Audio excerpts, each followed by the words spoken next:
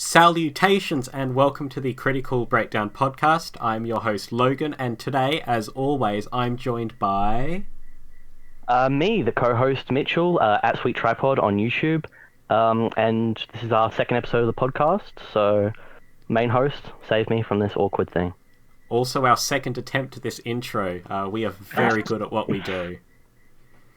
Okay, so, just so we don't go on a tangent like last time, Mitchell, you picked the theme for today's episode. What the hell did we just watch?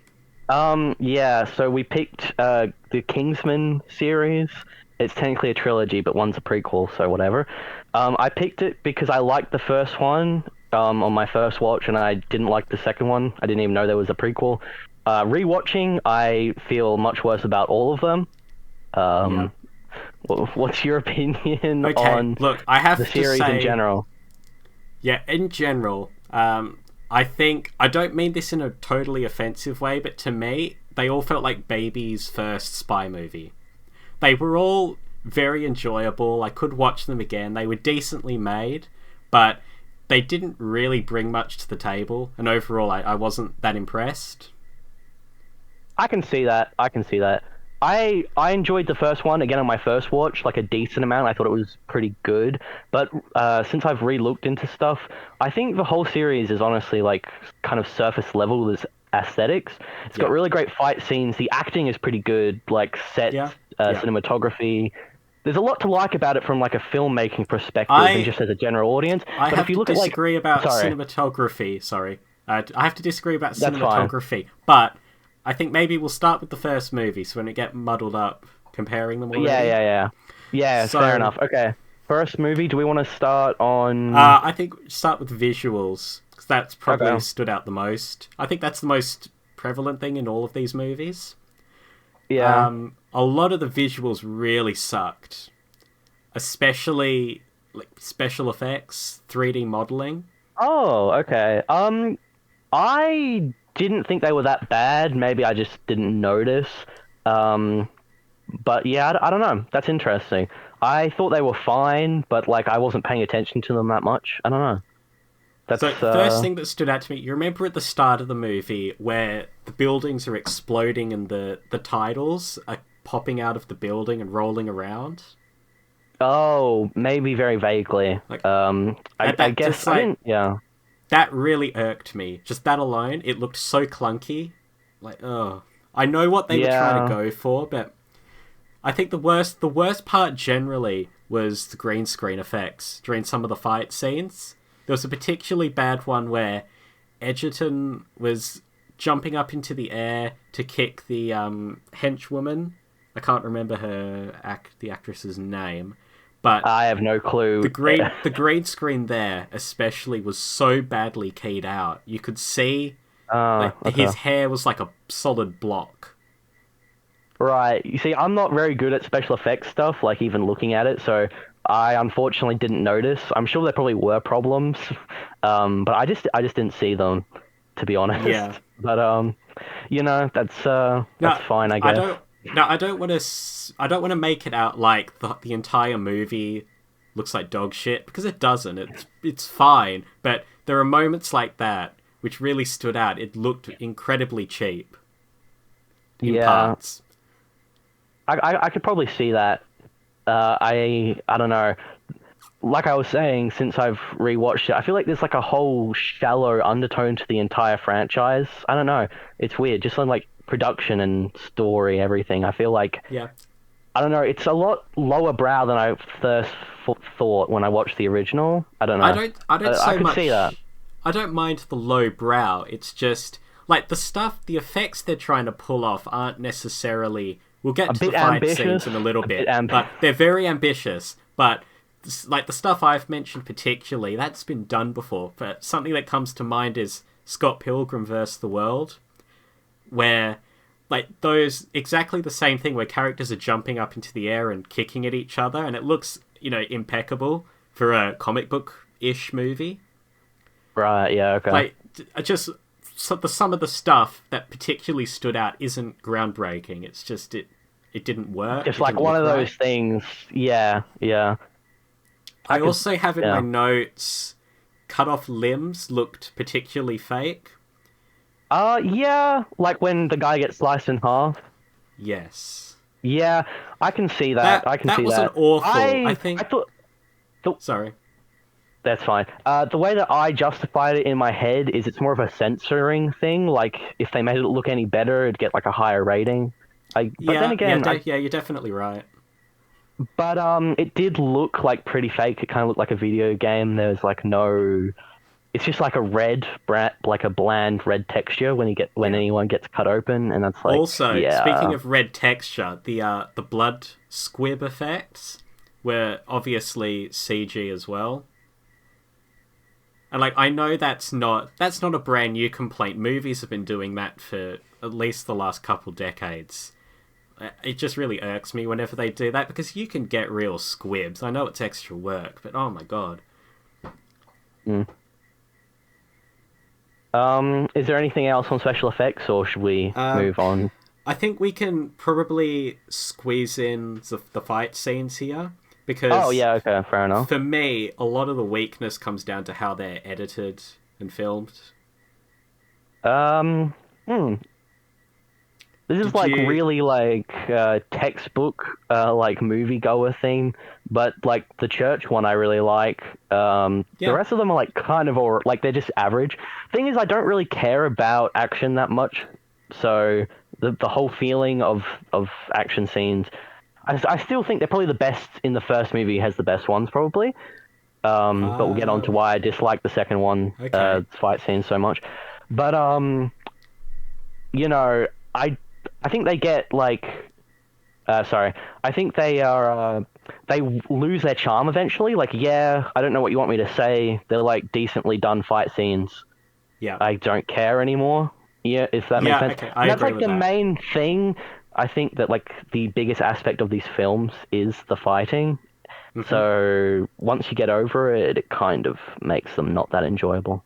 Now, I have to say, I'm the total opposite to you. I love fight scenes with a passion. To me, they're like a good fight scene is like like a beautiful dance, or not a beautiful dance, like a really macabre dance. Like I love fight scenes done well, so I felt very passionately about these. And you bring up the church scene, absolutely impressive. That's the sort of stuff I love. Those largely one take action scenes, but Yeah.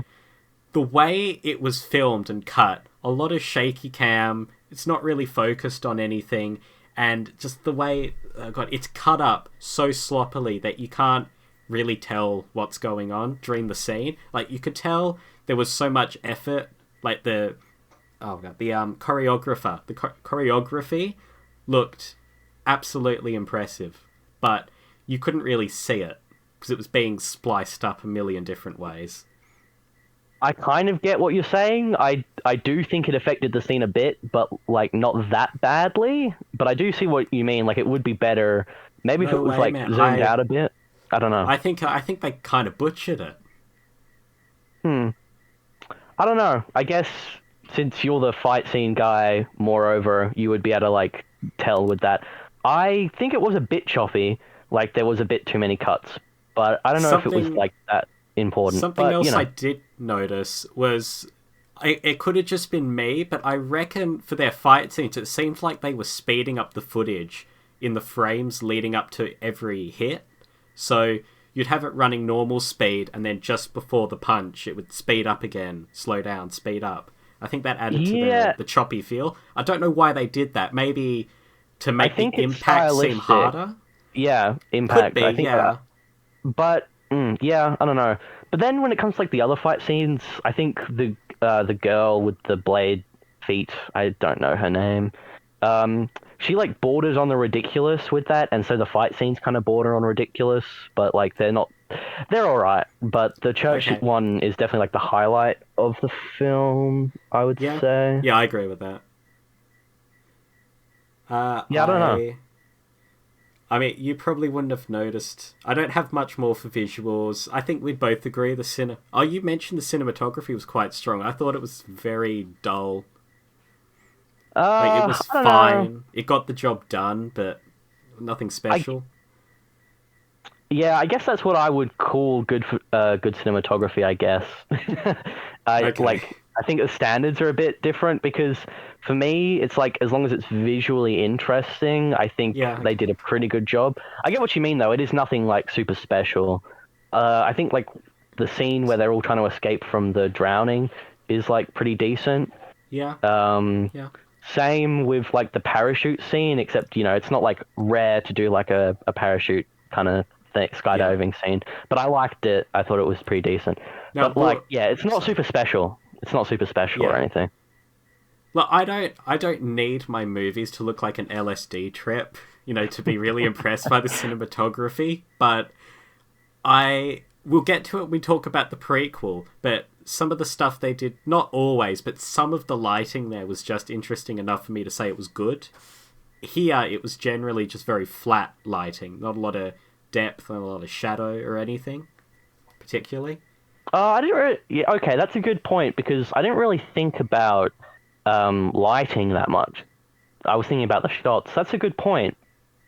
I don't know if this is you, but thinking about it, the movie was pretty bright for like the whole thing, with not much shadow at all. I think that's pretty normal for most modern Hollywood movies nowadays. At least they didn't do that thing where everything is dark the whole time.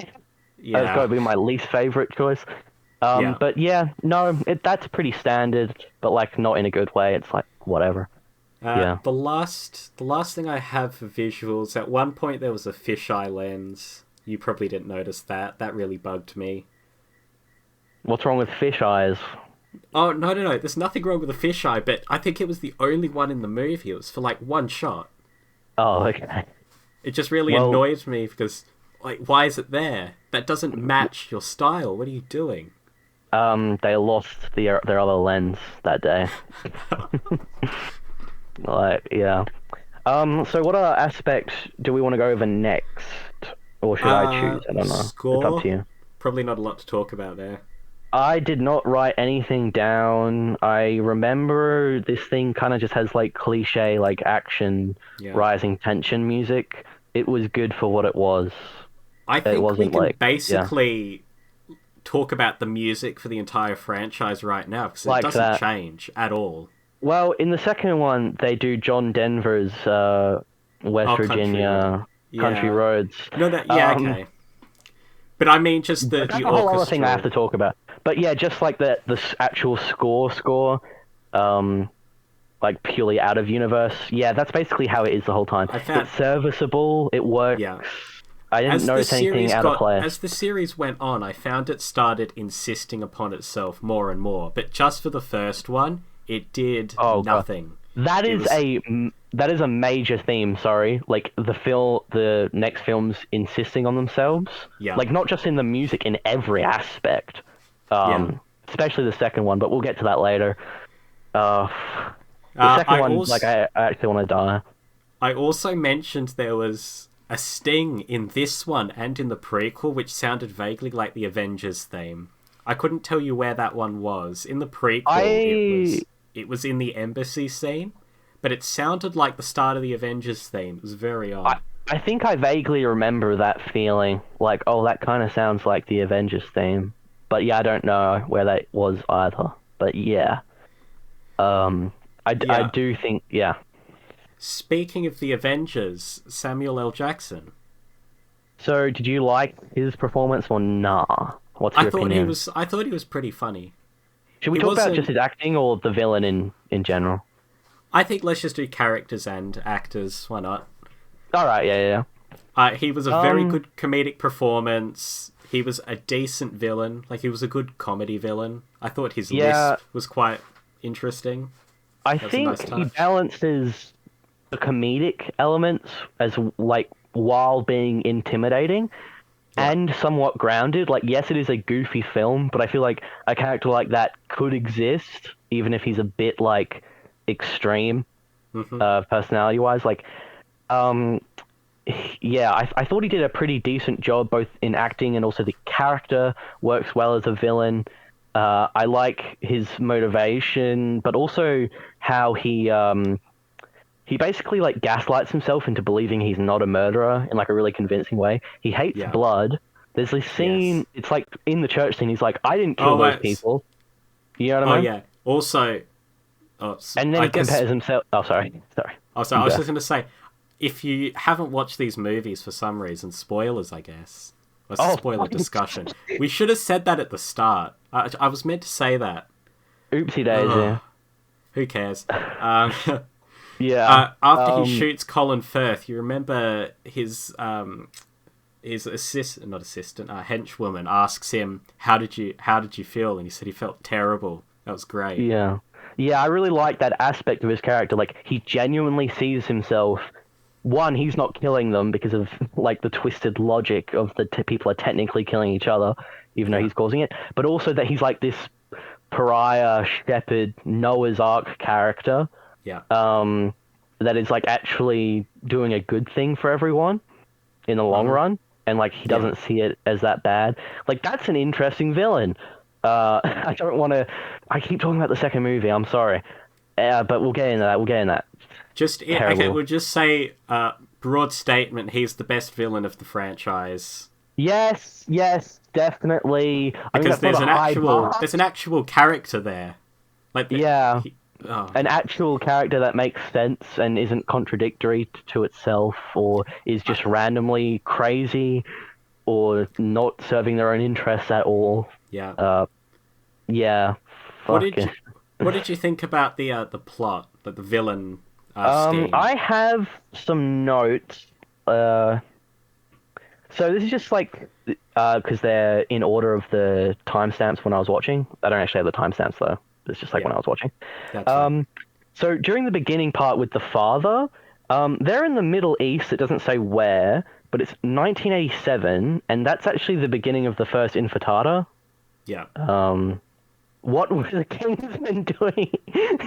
What were the Kingsmen doing during the first Intifada? Like, that's just like one of those things. I don't trust a British agency. I know that's not super plot heavy, but yeah. Okay. I meant the villain's plot. Oh, you didn't mean the plot of the movie. You meant his. Oh, I'm so sorry. No, sorry. That's okay. That's my bad. Like, it makes sense from like a standpoint where I think there would be a decent amount of people that would believe that would work, or that that's the right thing to do in a twisted sense, especially since they get to live. Mm-hmm. You know what I mean? I thought the end. I know it was meant to be like very almost parodic, but I thought all of those celebrities standing there cheering to the end of the world was. I know it's a very over the top movie, but that was way too far gone for me. I mean... I know they're trying to do the detached celebrities don't care about the plebs sort of thing, but it just didn't work for me. I thought it was a bit too ridiculous. Yeah, I guess so. I mean, I do remember everyone being a bit iffy about it, and then he does a speech, and then they're all happy with it. I do think that was not a good enough speech to elicit that reaction. So yeah, I get what you mean. And then they all stand there going, and then they all stand there counting down until the end of humanity. Like, it's just, that did not work. It's a bit much. It's like supposed to be a suspense building thing. They do that a lot in this series. Like, I think sacrificing the integrity of the story for like making it bigger stakes and like. Yeah. Look, this is the difficult. I don't know where we're going to discuss this because it is for the whole franchise. I guess we should just get it out of the way now. I have examples for each movie, particularly the second one is the worst at this, but balancing the seriousness with the campy James Bond plots. Yeah, I do have bits of comedy for each because I think they all uniquely do comedy in varying degrees of success. But if we're talking about the comedy generally, I'll just speed run it, I guess. I think the first movie's comedy does a decent job of mixing the two, and it's also the funniest. We just keep it per movie. Yeah, per movie. So we'll just talk about the first. It's probably the funniest, and it. I don't really remember. There's one scene where I think it was stupid. Eggsy points a gun at the pug. This is before he's actually meant to. Like, it's a assault rifle. It's when they're doing that race, and he's like, "Go, shoot you," and I'm like, that's out of character, because we know in like the next 10 minutes he'd he's joking, but normal people don't point guns at people as a joke. Yeah. You know what I mean? Because there's like this thing called gun control and like safety and stuff. It's a stupid thing to do, and I hated that part of it. You know what I mean? Yeah. So what I have a bit of it. So I know you haven't seen any of the James Bond movies, have you? No. Okay. So a lot of this would have gone over your head, but this first movie especially was packed full of references. I know they ripped off the second one. In the second movie, they rip off like the famous submarine car. That's all I noticed. Yeah, they did that. But Samuel L. Jackson's Valentine's plot, is a total rip-off. It came from a mix of Her Majesty's Secret Service with the film adaptation of Moonraker. Like, exactly the same.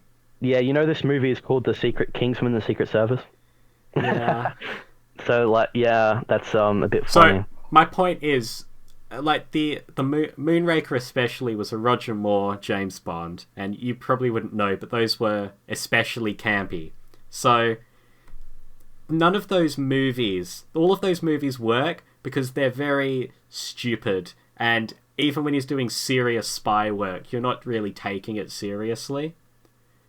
So the problem is, with this whole franchise, is he's taking the spirit of those, like, the 70s James Bond movies especially, and he's also trying to do more of the modern ones. He's trying to give it a serious, gritty twist. You're supposed to care. I really hated that by the second movie.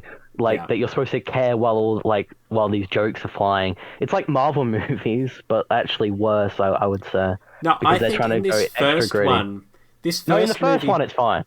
Yeah, it does the best at it because all of the seriousness comes from Eggsy's personal struggles, like his character.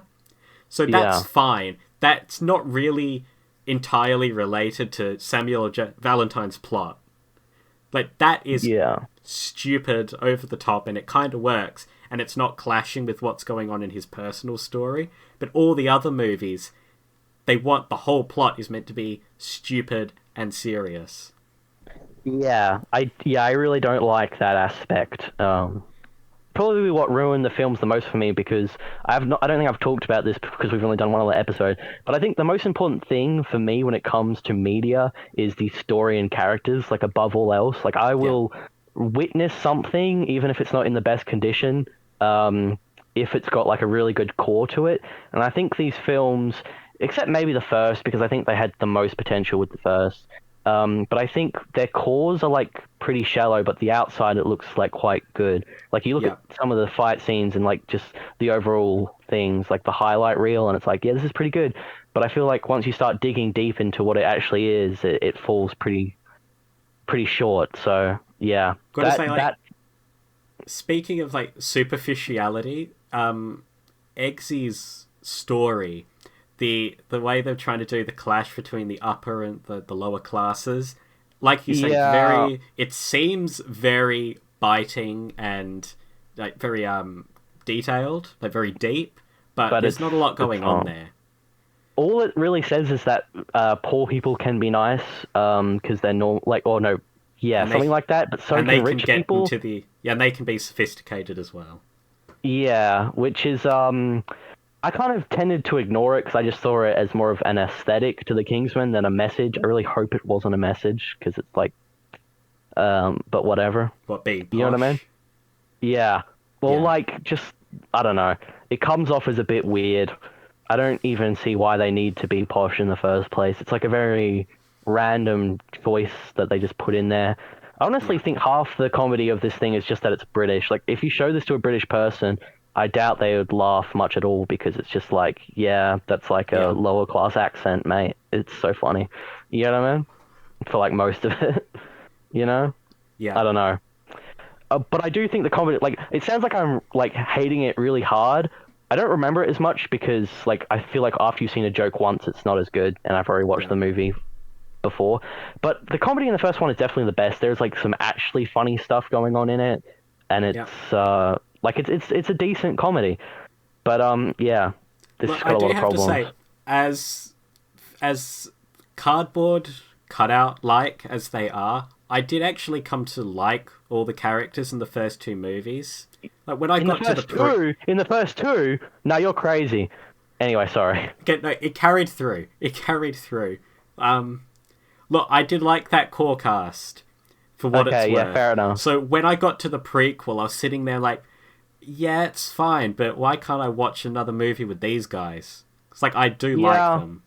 I can see that. They're enjoyable characters, and I think Taron Egerton's character especially, not fantastically written, but he's, reasonably quirky and charming. Like, he's he's a good protagonist. So we want to talk about, like, the character ensemble then, I guess? Yeah, I guess so. I like the relationship between Eggsy and Harry. It's, like, not super deep or anything. This whole kind of mentor character, it's existed for a long time, being a father figure. Great power, great responsibility and all that. Yeah. But, it was good. It was well executed. Like, I liked the parallels. His dad died because of him indirectly, and so he saved him from the shitty dad that he got instead. Yeah. The stepdad. So it's like this whole layering of like what a father and lack thereof did to Eggsy and how like Harry replaces that role. Mm-hmm. It's good, It's like a well thought out character dynamic. I like it. There's not much else to say about it. Yeah. That and Firth and Edgerton, I think, have a lot of chemistry. Like, I really buy their relationship. And I don't think that's entirely in the writing, because as we've discussed, the writing is fine at best. I feel like those actors just really work together very well. They did. I do think they all did quite a good job. Like, the acting, I don't know how. Maybe it's because everyone was told it was mostly serious. But throughout the whole thing, I'm like, the acting is good for some reason, even when the script is falling apart. You know what I mean? And sometimes the script really does fall apart, like, terribly. Not really in this one, but the actors carry, I think, quite hard. Yeah. Oh man, you're so desperate to talk about the second one, aren't you? I know I shouldn't be, and I am sorry. It's a bit No, that's annoying, okay. It's fine. I get it. No, it's good. It's good you're getting like that. The direct comparison. It's good. It's good for ratings if you're getting that riled up about something.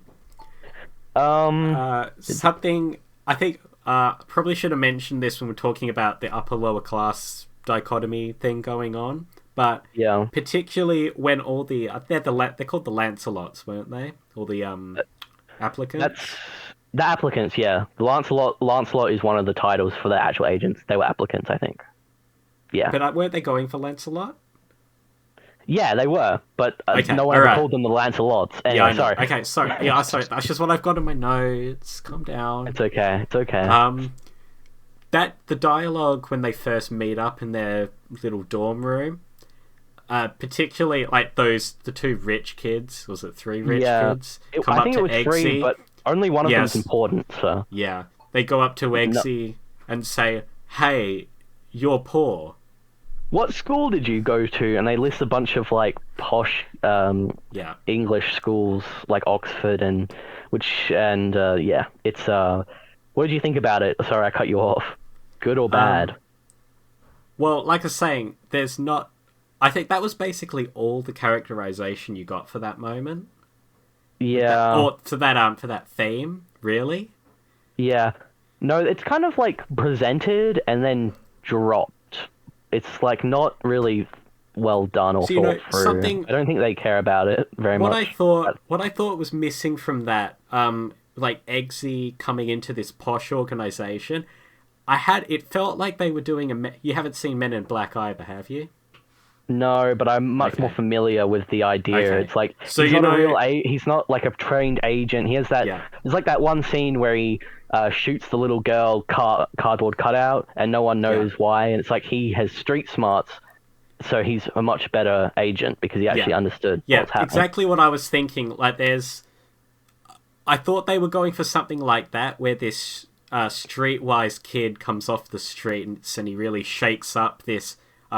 Stuck-up organization and shows them.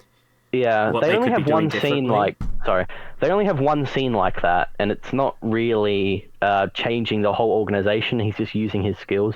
It's when he poisons the Arthur agent, and he's like sleight of hand. Yeah. But like, no, he doesn't change the organization. And honestly, the organization, rewatching, that's the part that annoyed me. Is their organization, but that's not part of character. So I'll shut up for a second, and we will get to it in a bit. Yeah.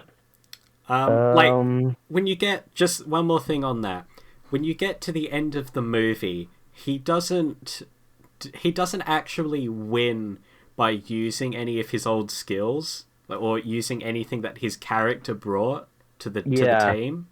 Like he just uses all the skills they taught them and all the gadgets they gave him. Like that kind of I don't know, that doesn't really feel like much of a character journey because he hasn't brought anything to it. He's just adopted all of their skills and he's using what we've already said. This is hard because this is part of like the plot part of it I want to talk about, but since it's about Eggsy, I'll go on it a little bit. I mean, unless there's really... I don't think there's a lot of other stuff going on with characters. Everyone else is... Merlin, Mark Strong, he's fine, he's well acted. The one relationship that I thought was interesting was the Arthur one and the Charlie, what were we calling them? Lancelot? Yeah. Applicants. Like, because they're like the opposite of Eggsy and Harry. Eggsy and Harry's is built out of like mutual respect, you know what I mean? Yeah. And like they have new ideas on it, you know what I mean? Because they say at the beginning of the movie, it's like everyone that Harry tries to bring in is not their usual type, like the last Lancelot that dies. Yeah.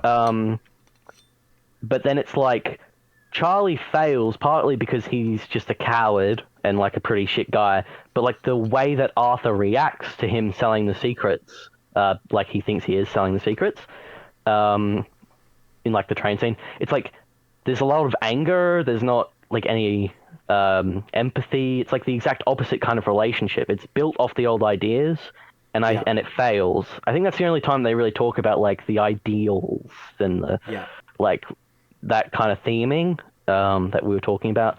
But besides that, there's not that many relationships. What I thought was this is kind of plot / I think good segue into plot kind of and writing, but the woman who ends up becoming the official Lancelot, Roxy, Roxy, that's it. How at the end of the movie she doesn't actually get to do any of the secret agent stuff. No, she blows up one satellite and then that's it. I understand this guy's our protagonist, but it doesn't make... Why would you send her off to do the mission when she was the one who you picked? It's the problem with the scale of this film is that at the beginning they show that there's like multiple agents and you'd think that they have like some stuff going on as well, but they never come up. There's like a full table of people. And even though it's not specified, you'd guess like they have their own people as well, at least a little bit, even if they're not agents, because otherwise this organization is tiny. You know what I mean? Yeah. If it's just like 12 people. In the second movie, it makes sense why Eggsy's the one doing everything, but here, unless I'm forgetting something, the entire organization, or most of it, is still there. Yeah, no, it is. Everything is there. Arthur is the only corrupt one that we know about, and everyone else just doesn't help. You know what I mean? It just, makes... Like, there has to be a better reason to get our protagonist involved, other than... But he's the protagonist. I genuinely didn't think about that, but, like, you're super right, and I don't know how I didn't pick up on that. Like, the fact that no one else is helping them, I think it's because they just go swiftly straight through it, like, to the base. Yeah. And it's such a stupid excuse for character development, too. Like, Roxy was scared of heights, but now she is not, and she does the thing. Yeah. Like, wow. Yeah. Amazing.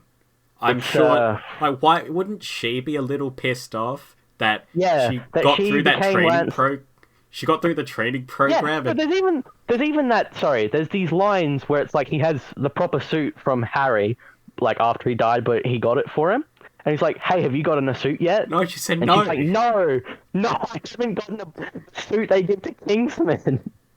It's just like, but he's not even a member of Kingsman officially. And she doesn't have one yet. It's, you know what I mean?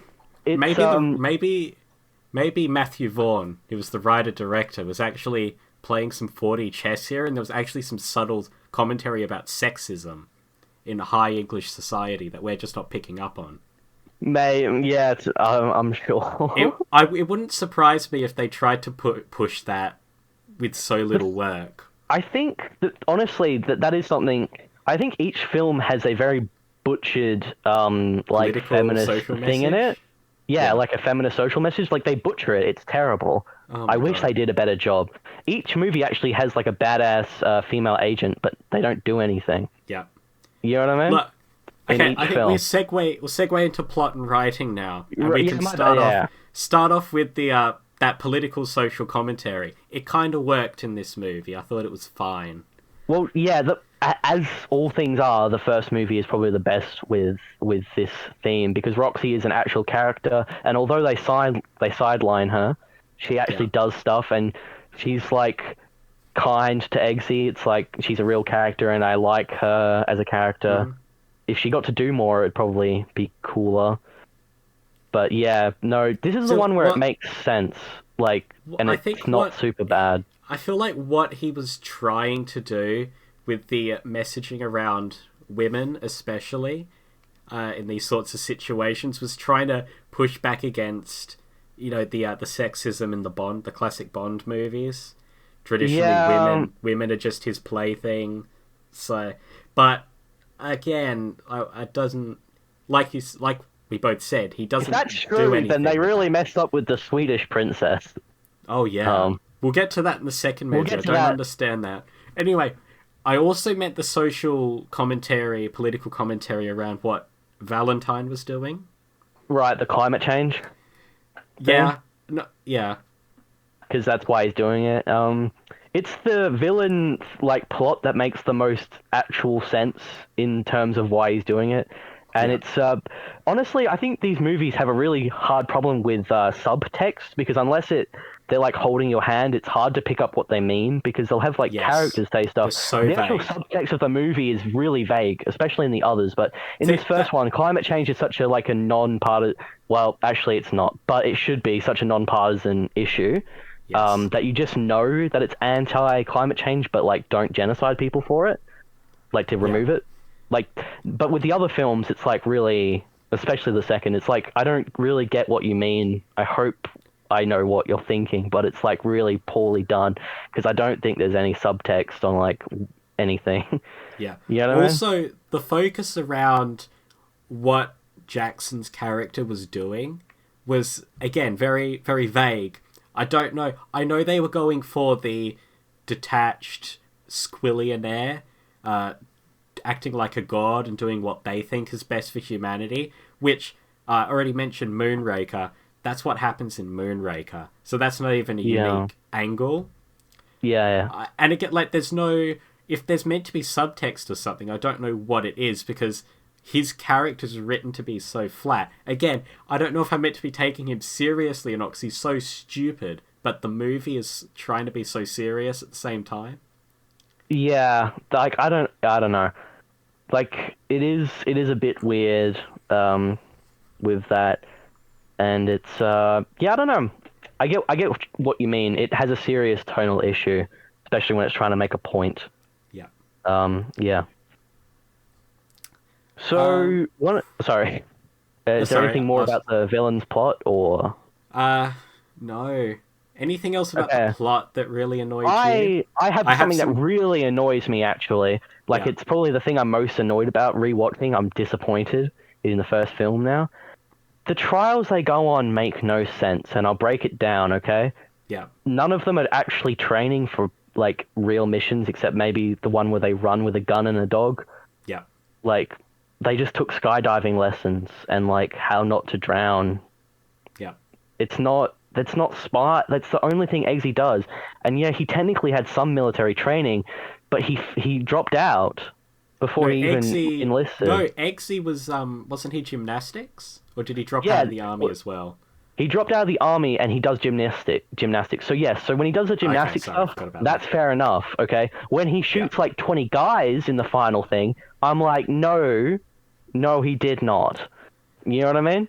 I think it's implied off screen that Harry taught him all of that stuff, but yeah, we didn't see it. Yeah, I hate There's no growth there. Off screen. If that's the case, I didn't pick up on it. But if Again, it's there, that that's could like be the another smallest problem. prop. That's another problem with his character, like rising up the ranks and proving himself. He doesn't prove himself. He doesn't grow. He comes in being pretty skilled and then comes out being really skilled. Yeah. And we didn't see any of that growth. But then, sorry, the other thing about this plot that I hate is particularly the dog shooting part, because I don't get the moral at all and it makes me upset, like, irrationally. Not because the dog's getting shot, because of the moral ideas that they're bringing into it. So it's a blank, right? Yeah. It's not... But I looked it up. Blanks, like, still have a gas explosion, and sometimes the piece of metal, I think it's called wadding for some reason, that, like, keeps the bullet in place. It can launch off, like, people die from getting shot by blanks sometimes because, like, you know what I mean? So it's not safe, for one, so, like, because each thing, there's, like, a fake out. It's like, oh, no, you had a parachute, no, she didn't die, and no, it's a blank. But blanks are still dangerous, okay? But then, what kind of sick psychopaths are you trying to make here? Like, this is like CIA or something levels of like dedication when you're like, shoot the dog you've been looking after for us without any questions. You know what I mean? I guess I know spy agencies are like high intensity, like, you know, life and death and stuff. I don't know if this level of blind faith in your superiors is like a good idea. No. Look, I kind of understand what they're going for. Like, if you're on a mission and you fall in love with someone and it turns out they've backstabbed you, you're going to have to be able to kill them, potentially. I get, in principle, what they were doing, but I don't really agree with it. It just paints the whole organization, like, in a really negative light to me. It's like, I don't know. Like, I get the idea, but I feel like it's too dark. And then the other thing is how Harry responds to the fact that he didn't do it. Is like, I wouldn't say it's out of character because they wrote it and we don't know much about him really, but he's kind throughout most of it and like tries to understand. He tells him he's an idiot for not shooting a dog. He tells him for not shooting a dog. Yeah, like, I'm sorry, that's not a normal, like, emotional response. And then he turns to his stuffed dog and said, yeah, he died 11 years later, you idiot. It was a blank. Yeah, but it's like, who in their right mind would actually think it's a blank? Like, I don't think the idea of a blank cartridge even comes into someone's head, like, 99% of the time, because when you see a gun, you think it's going to kill someone. You know what I mean? Or I guess the dog. Like, it's psychotic. I really hate that scene. Sorry, just about that, I also think, I'll have to double check this, but I'm pretty sure I read somewhere this was an initiation practice for the, some branch of the Nazi army. Oh, cool. Okay. That's awesome. Oh, they already had, like, that upper class thing and, like, the excellence. I don't want to think about it anymore. You know what I mean? Yeah. Imagine if they had to, like, scar each other. That'd be funny. But the other thing, like, when it comes to their trials, because the trials ended up really annoying me, Eggsy has every right to be mad about the parachute. Just because there was another one, he didn't know that. You know, why are you expecting him to react rationally to that? Like, the way that, like, Merlin chews him out for being, like, rude to him. It's like, you could have cost him his life, and he doesn't know that it was, like, fake. You know what I mean? It's, like, stupid. No one has any... I feel like this just has to do with, like, my own issues with, like, how they train the military in general. You know what I mean? But it's, like, far too cruel and, like, demanding for me to actually, like, care about the... It's, like, I try to ignore it because besides that, Merlin's a pretty cool character, and besides that, Harry is a pretty cool character. But as soon as we're talking about these little tests, they start being, like, dickheads. You know what I mean? Yeah. That's basically all I had to say about the tests. I just think they're, like, probably one of the worst parts of the movie. I think, look, we don't know, mentioning James Bond movies and that, we don't actually know a lot about the training process, but in Casino Royale, the implication is that you don't get your top status. Like, they send you out on missions just to kill people. and you don't get your top status until you've done that, your double O's. And I don't really know where I'm going with this, but that makes more sense than shooting the dogs.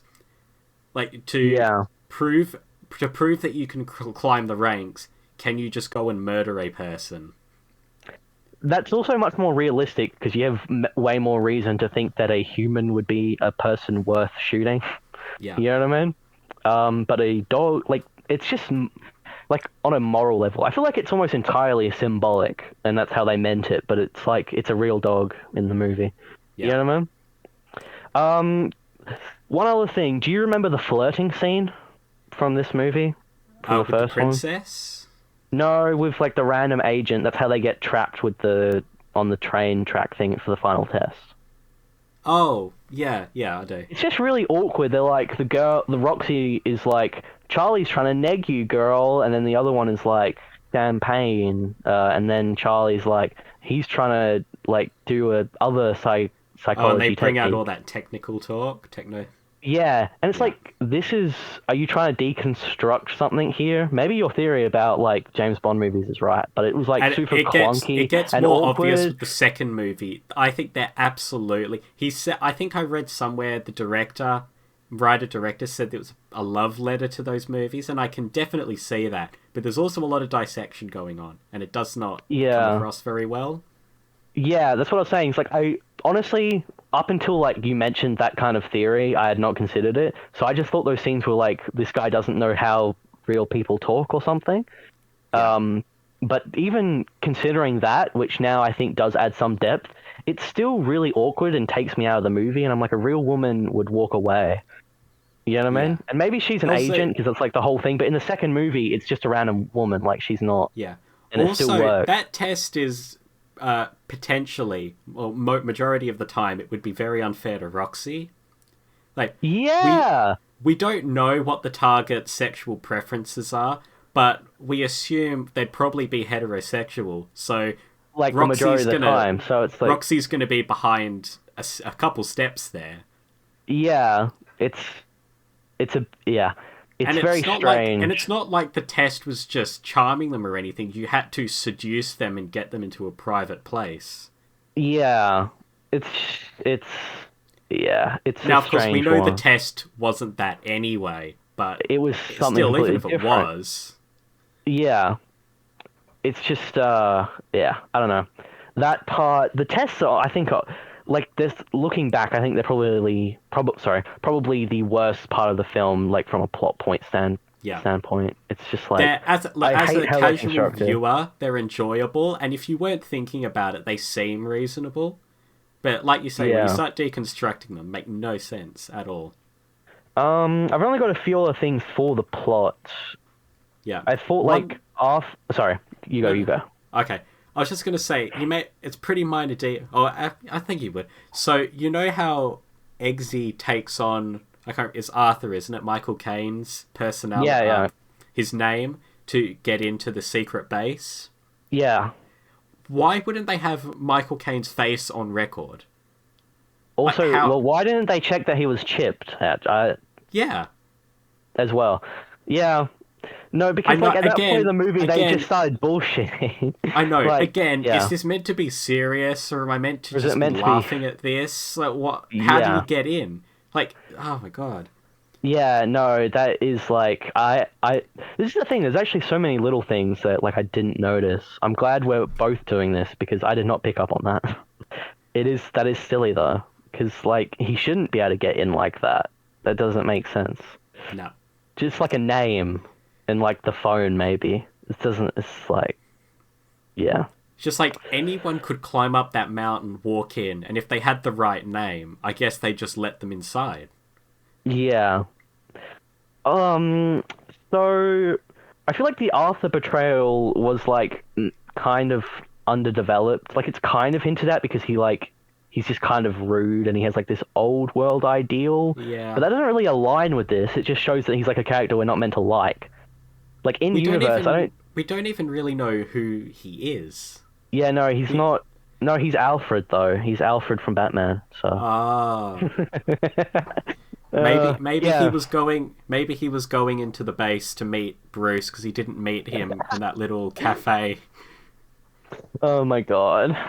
Yeah, no, it's a really undeveloped like idea. It's like, oh, the head of the agency is also a part of this. Yeah, and again, that's classic spy movie stuff, but you have to build up to that. We're not going to be shocked when you say, guys, remember that character we introduced an hour ago? He's actually evil. Oh my god. Yeah. The only other things I thought were like kind of good was I think the scene when everything's been activated and the mother is trying to kill the sister, Eggsy's sister. That was like well done, well acted. It freaked me out the first time. I was like, that's pretty messed up. Yeah. That's like it's well done. Again, the acting really is probably like really yeah. Look, I agree that was well done, but I hated that in principle because it was just, I don't know, if we, again, am I meant to be taking this seriously or not? Because what that was trying to do was make me feel some close emotional, like personal, deep emotional stakes in what was happening, but I don't really know her character that well, so I didn't really care. And maybe I'm just a psychopath, but I didn't really feel anything for Eggsy because, yeah, sure, his mother's going to kill the baby and probably kill herself or get herself killed at some point, but so is everyone on the planet. Why do I need to see this? I know what the stakes are. This is happening everywhere. I just didn't like it. That's interesting. The way I thought about it was much more about, like, there was a slight connection to Eggsy, but I was thinking way more about like the morality and like the imagery that was going on, like just the concept of a mother killing their child because they're like under this kind I of don't thing. agree. I don't disagree with you there. It's very. That's what got me. I could see what you mean from like this is way bigger scale than just this. I could see that. I didn't really like. Again, it's a very emotionally striking scene, and it was very well done, but. In terms of the scale, this is kind of like small fish, you know? Yeah, I could see that. I don't. Yeah, is there anything else that there's like to talk about? Because I've got like a miscellaneous tab, but that's about it. I just have a bunch of miscellaneous as well. Do you just want to list stuff off? Yeah. Okay. So why is Mark Hamill in this film? What's that about? Oh my god! I'm not even joking. I forgot. Yeah, like he's not I mean he was, but nowadays he's not like a mega celebrity. You know, he does like the animated Joker all the time, so it's not like crazy for him to be in something. Still seems a bit out of place though. Yeah. Like, you know, I don't know. Maybe he really wanted to do a British thing, like a spy movie. His accent was only okay as well. It's just like I feel like when older prolific actors take random roles, I just feel like, what are you doing here? It takes me out of the movie a little bit. You know, man? Well, I mean, I guess he's not really doing that much. I guess not. I don't know. It feels like he shouldn't be there a little. I'm not even a Star Wars fan. It's just a bit weird. You know, man? Mm-hmm. I don't know. I guess we can talk about this in the third one as well, or the prequel. But the Kingsmen are pretty shit if they tried to help in our world, because that's like the insinuation of the most kind of spy movies, like it's our world, you know what I mean? Yeah. And they couldn't stop World War II fast enough. I think the next movies. You saw? We'll get. I've seen all three. Don't worry, I didn't. Did you see the after credits? Wait, no, I didn't. I forgot about that. That's okay. We'll talk about it when we get to the third one. But okay. They are going to do World War II next if they get the money. It's been like 3 years, I think they're cooked. But sorry, I completely forgot that there was an extra huge thing. Gaps between these movies because the third one there's like 4 years 14? gap between 2 and 3. Yeah. So there's usually a 3 to 4 year gap, so they might still. Pull okay. Maybe, yeah. I just it's like that's probably a thing with the whole franchise. Though, like I was talking about the first Infiltrator as well. If there's been independent spy organizations in our own timeline, which is like the insinuation, I would feel, because the world is almost completely normal except for the spies are there. You know what I mean?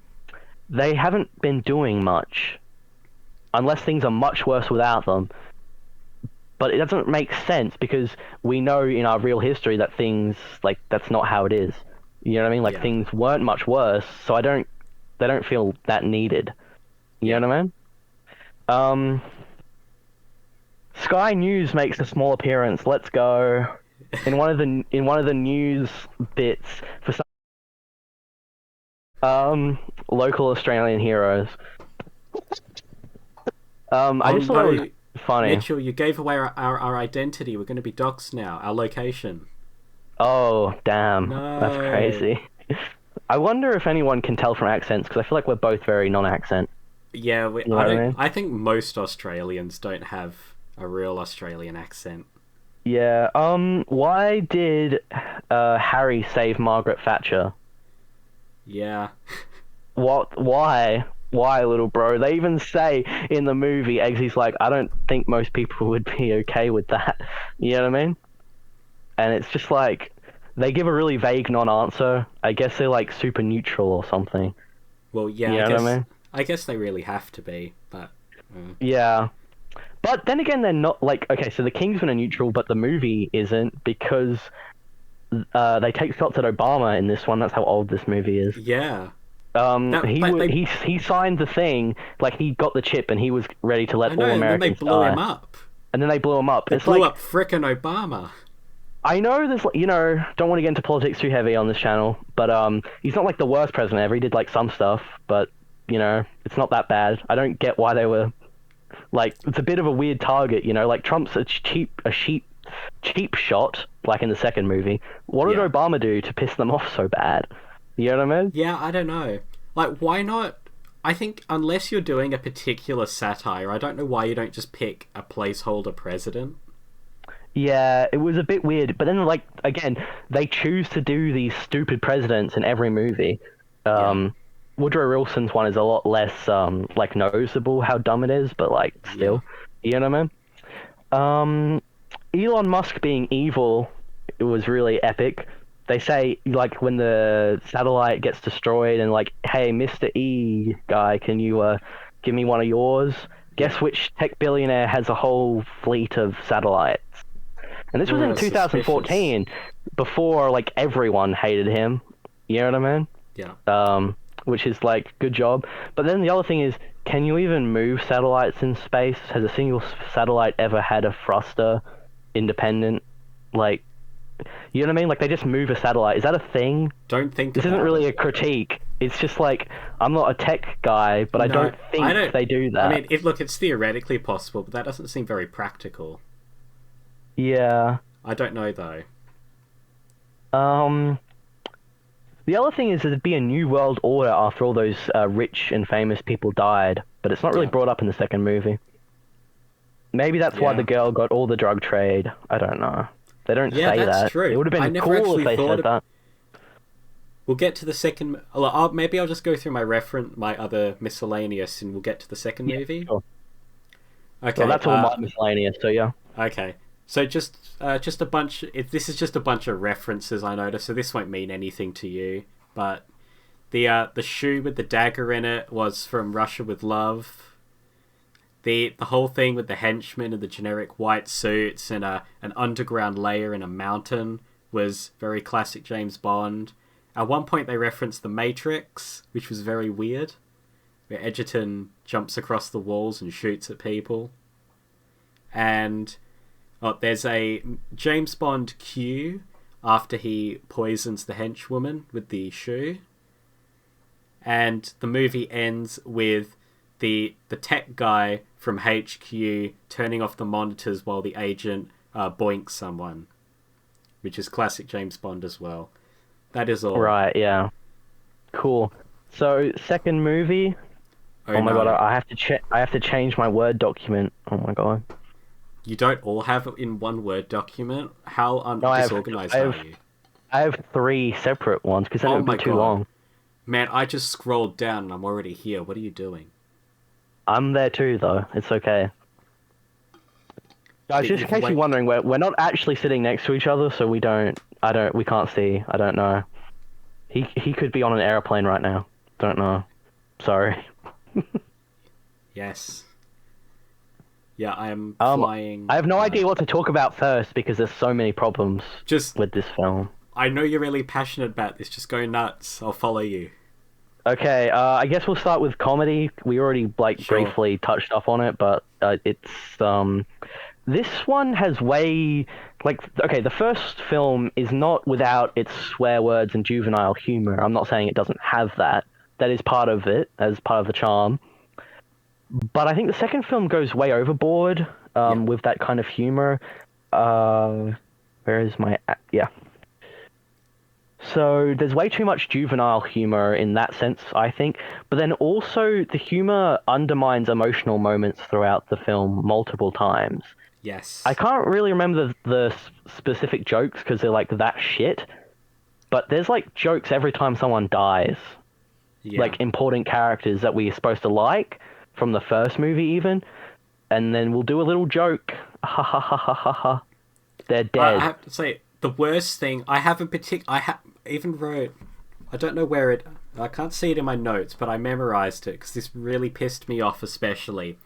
Like, with balancing tone, it's so bad, it's not even in the writing, it's in the way the movie is edited. Like how the scenes are cut together. It's kind of cut like a YouTube poop or like a shit post. So like you get, so we have the scene where Eggsy's at the dinner table and he's getting read Wikipedia articles, and that's so funny because the princess's father is so shocked that he is a smart boy, and then literally everybody dies.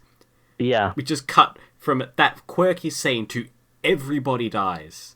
Yeah, it is. And it's not even like, in principle, that can be done right.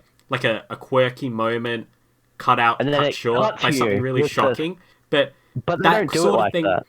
That sort of thing happens in this movie all the time, and there's no tonal consistency. I didn't end up with whiplash. It's like my spine sliced in half by the end of the movie.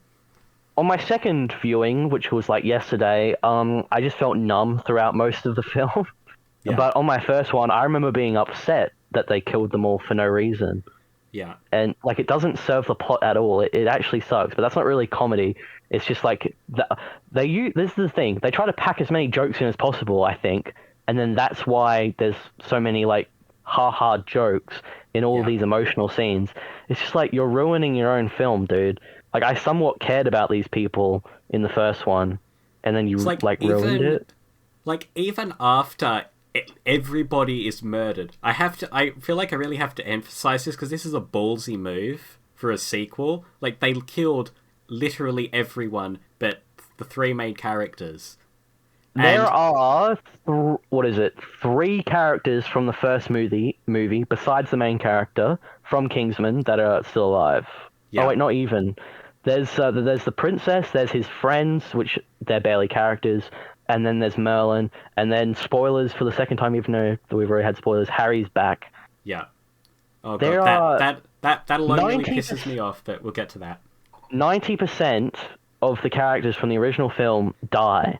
Yeah. So that happens, and then we have basically one scene for them to be sad about that.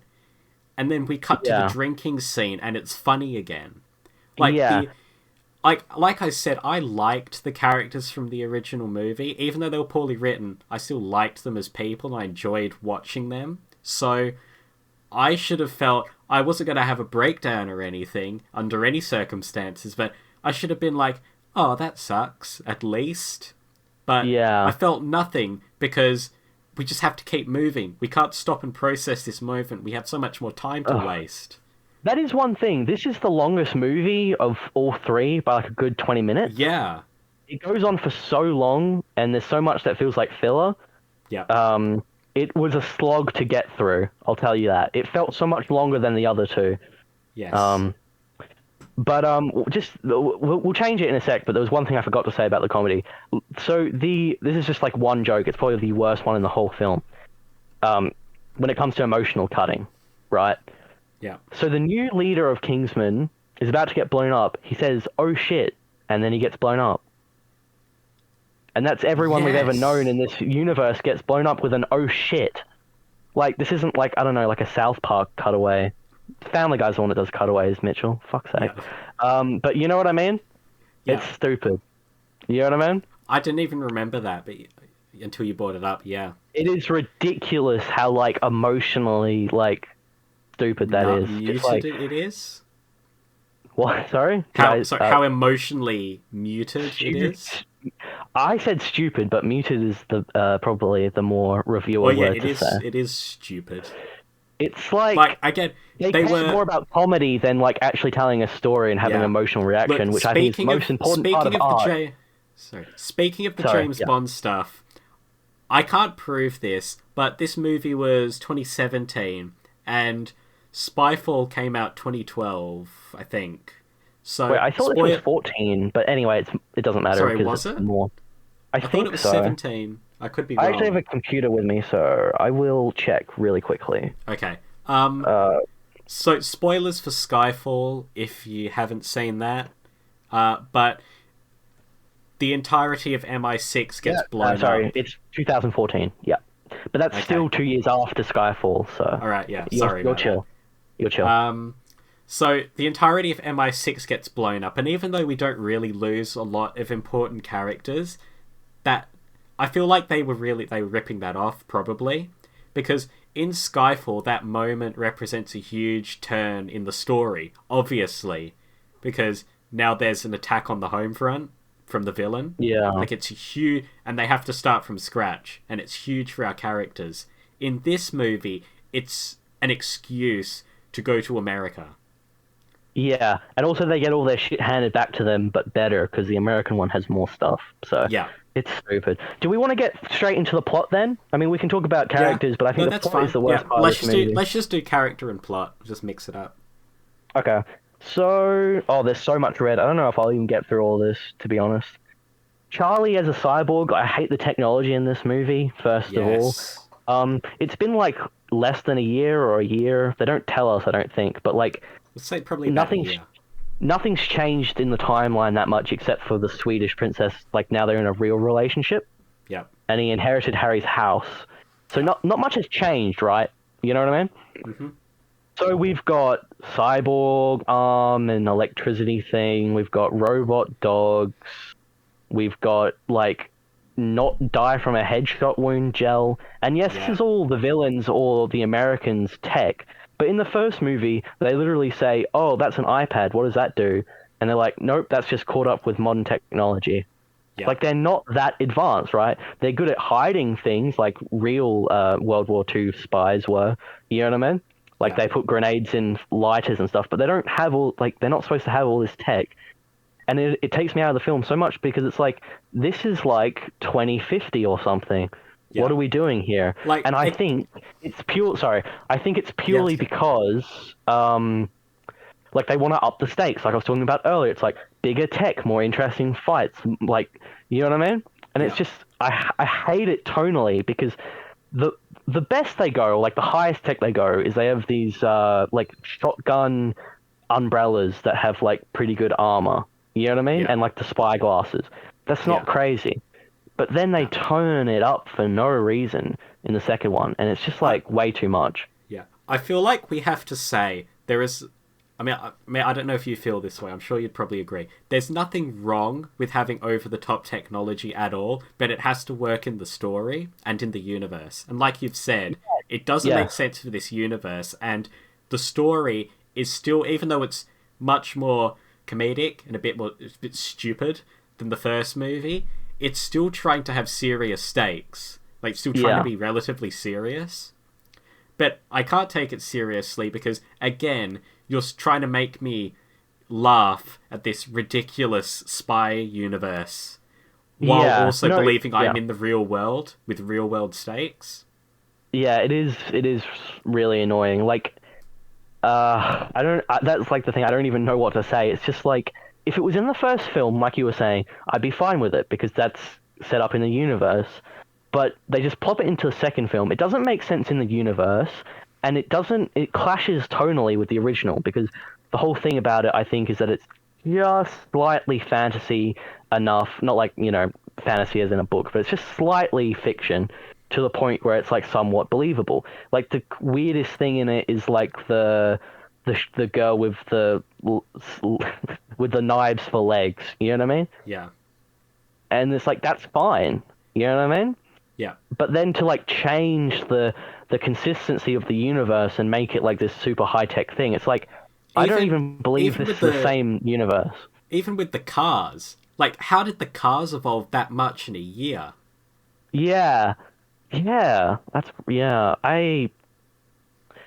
tech is just one of the things that really annoys me. And then the tech is shit. This is kind of going to character and plot a bit, like, more than this point. But then the tech fails Merlin because the stupid freeze thing works for, like, what did they say, 3 minutes or something? Yeah. And then he dies. Why isn't it permanent? Harry literally throws, like, a cologne bottle that freezes people for, like, fucking 20 feet or something. Oh my god. You know what I mean? And they can't do an anti-mine spray for more than 3 minutes. Look, that death is stupid, and we'll get to it later, but... I have to admit, by that point in the movie, I had really... Shut brain off. I'd really given up. So you make a really good point, but I didn't even think about that. I was like, yeah, okay, whatever. I guess it only lasts 3 seconds, sure. Oh, speaking of, like, unrealistic stuff, this really annoys me that I forgot to say it. Eggsy's really good at driving in the first movie, and there's no explanation for that. And then that also continues into this one, with the cab scene. You know what I mean? But the thing... So, the poison shoes, like the little dagger with the poison that's, like, instant acting, I thought was kind of dumb, but I didn't know if it was worth, like, mentioning. But then in the second one, he actually kills his chauffeur with it by accident. Yeah. Like, it's not really his fault because Charlie knocks it, like, breaks the blade, but he does kill the guy with it. And I'm like, I think the shoes are really impractical and you could end up killing someone with them, like your friend. And I didn't like them, but in the second movie, they just kill that guy, and they don't really play it for laughs exactly.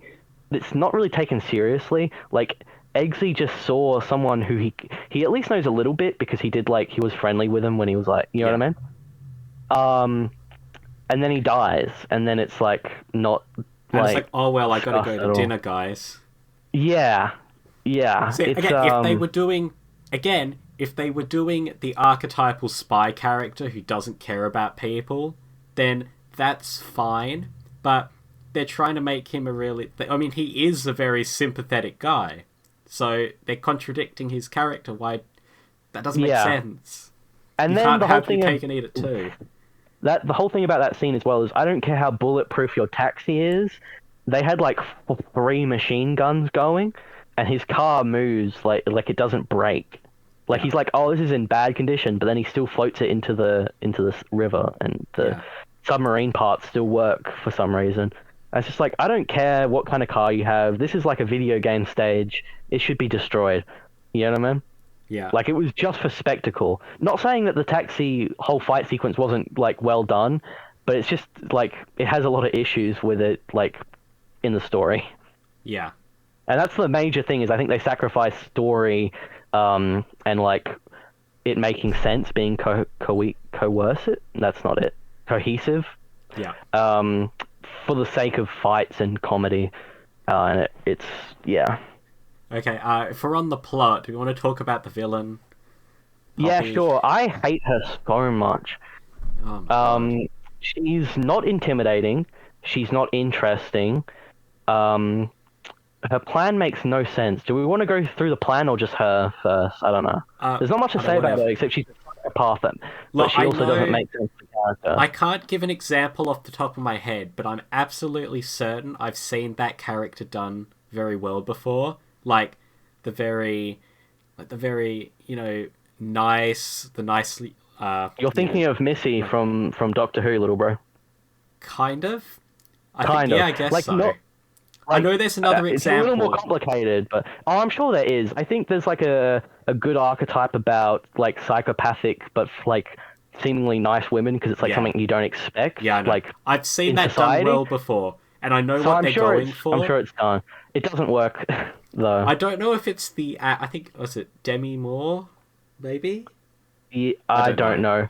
I don't think anyone knows the actors' names. To be honest. Her name in the movie was Poppy. Yeah, I don't know. I don't know opium. if it was. Yeah. I don't know if it was her or the script. It was actually hard to tell. She wasn't that well written, but on the page, like the words she was saying, everything was there, kind of. Yeah. So maybe she just wasn't the right person for the material. It could be that. It could be her, but it could also be the director, and like they didn't get her to do like exactly like what was necessary. Like they didn't push her, or maybe the idea for the character was just like that. But it could have been her. Like, I don't know. The one good scene she has is when she feeds the burger to the guy. Yeah. And that was like, again, I thought that was a very good scene. It was like, again, you said the director's name, but I can't remember. Matthew like they Vaughn. play with like imagery a decent amount, and like more like ideas like that, because again, eating people is messed up. But I think it fails a bit because, again, it's like the cannibalism part that made me feel a bit woozy, not like the fact that she did it. She didn't make me any more intimidated of her, or like think she's like a big villain. You know what I mean? I think I think that moment, I think actually thinking about the performance, I reckon it could have been down to her, because I never felt like she was unhinged. Yeah. I felt like she was just she felt very like wine mum though as well. Like I think they did the friendliness a little too much. Yes. Like even she her just felt like a psychopath trying to act vegan. nice. Like, you know what I mean?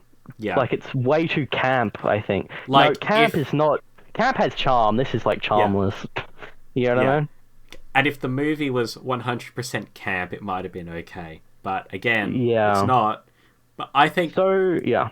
Sorry. I was just going to say, if she came across as, like, this woman could snap at any moment, like, if she was able to bring that across in the performance, then her handing that burger over would have been terrifying, not just because that's a man in there, like, that's human flesh, but if you don't eat this thing, I don't know what this woman's going to do to you. Well. Yeah, I also hate how they pan to the dead guy in that scene when she's giving him the burger. It's like, well, you know... Yeah, I forgot that happened. Yeah, but if we just want to talk about her plan, because I hate the logistics of it. Yeah. So, it's kind of weird, her motivation. The only thing I can think of is fame, because she mentions that she's like the most successful businesswoman in the world and no one knows her name, right? Yeah. That's like it, because if we're talking about profit, you make, like, it's drug dealing 101 that you make more money if it's untaxed. You know what I mean? And it's not a moralistic thing, and if it is, then she's a massive hypocrite, but also she's insane, so whatever. Because she doesn't care about these people. Like, it's not about, like, the usual thing when people are talking about legalization or decriminalization of drugs. It's not for the drug users at all, because she doesn't care about them. She'd see them dead if she got what she wanted, even though what she wants is super vague. You know what I mean? So the only thing is like a vague thing of fame, but once all drugs are legalized in this universe, no one's going to buy from her. Sure, she gets legal immunity if her plan works, but no one's trusting her. She'll be known as that woman who almost killed everyone. And and she's going to, crash the market, because then everyone's going to be selling it. Yeah. I mean, like, she says she has a monopoly on drugs. That whole sentence near the beginning is like, I sincerely doubt that. In reality, there's like a reason. There's like different cartels and stuff. You can't have like a global monopoly on drugs. You know what I mean? It's just not possible. Like, is she selling drugs in North Korea? You know, like it's But her plan, to me, I think I have some like more detailed notes, but her plan is just like stupid. And if we're talking about from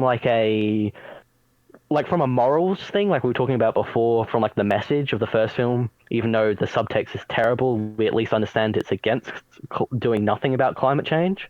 Yeah. I don't understand what this film's position is. That's what I was thinking. I think it's vaguely like decriminalization, but I still can't tell, because like there's the vice president or secretary, whatever, girl. I think it's an advisor. Right, and she's like, yeah, some people just do drugs, but they're not bad people. Can you please save me? And then the Trump stand-in is like, no, I hate criminals who do drugs. Yeah. And it's like, obviously she's a moral person, and she wins at the end. You know what I mean? Yeah. Like, I think it's implied she gets to become president, but I know for 100% she impeaches him. Maybe, you know? She impeaches him. She'll probably become president. Who knows? Right? Like, that's the thing. Oh wait, I just realized how political that might be, considering that was the Hillary Donald election and he won. Because that film's 2017. I never thought about that. Like, maybe that was why she's a woman. Or maybe it's random, and they didn't think about that at all. But yeah. But then, at the end of the thing, they say to... I can't remember his name, but you know, the really annoying agent at the American one? The one who's was that Channing Tatum? Yes, yeah. You better stick to alcohol? Yes, and I'm like, so what's the message? Because I feel like they have two conflicting ideas. Also, their position on alcohol is really confusing, like the movie's position. You know what I mean? Yeah. Because the villain says, "Oh, it's like kills more people," and then she has a spiel like sugar's 5 times more addictive than cocaine. Yeah. But then the heroes of this story, you like sell alcohol, and then they reinforce alcoholism at the end of the movie by saying, "Better stick to alcohol." You know what I mean? Yeah.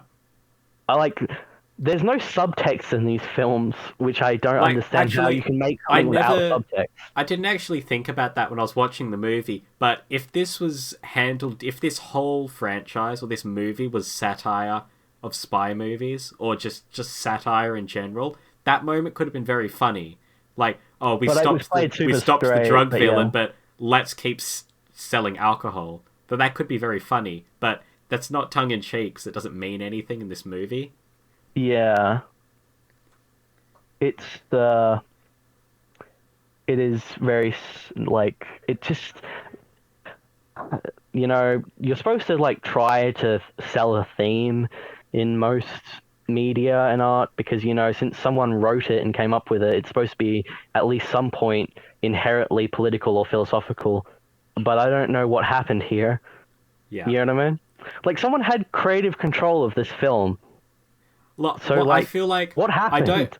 I don't know the guy personally, but I get the impression that Vaughn just wants to make spy movies, but he wants to seem like he's pushing some sort of message, or he has some sort of nuanced thoughts, but either he doesn't, or he doesn't know how to figure things, how to articulate them.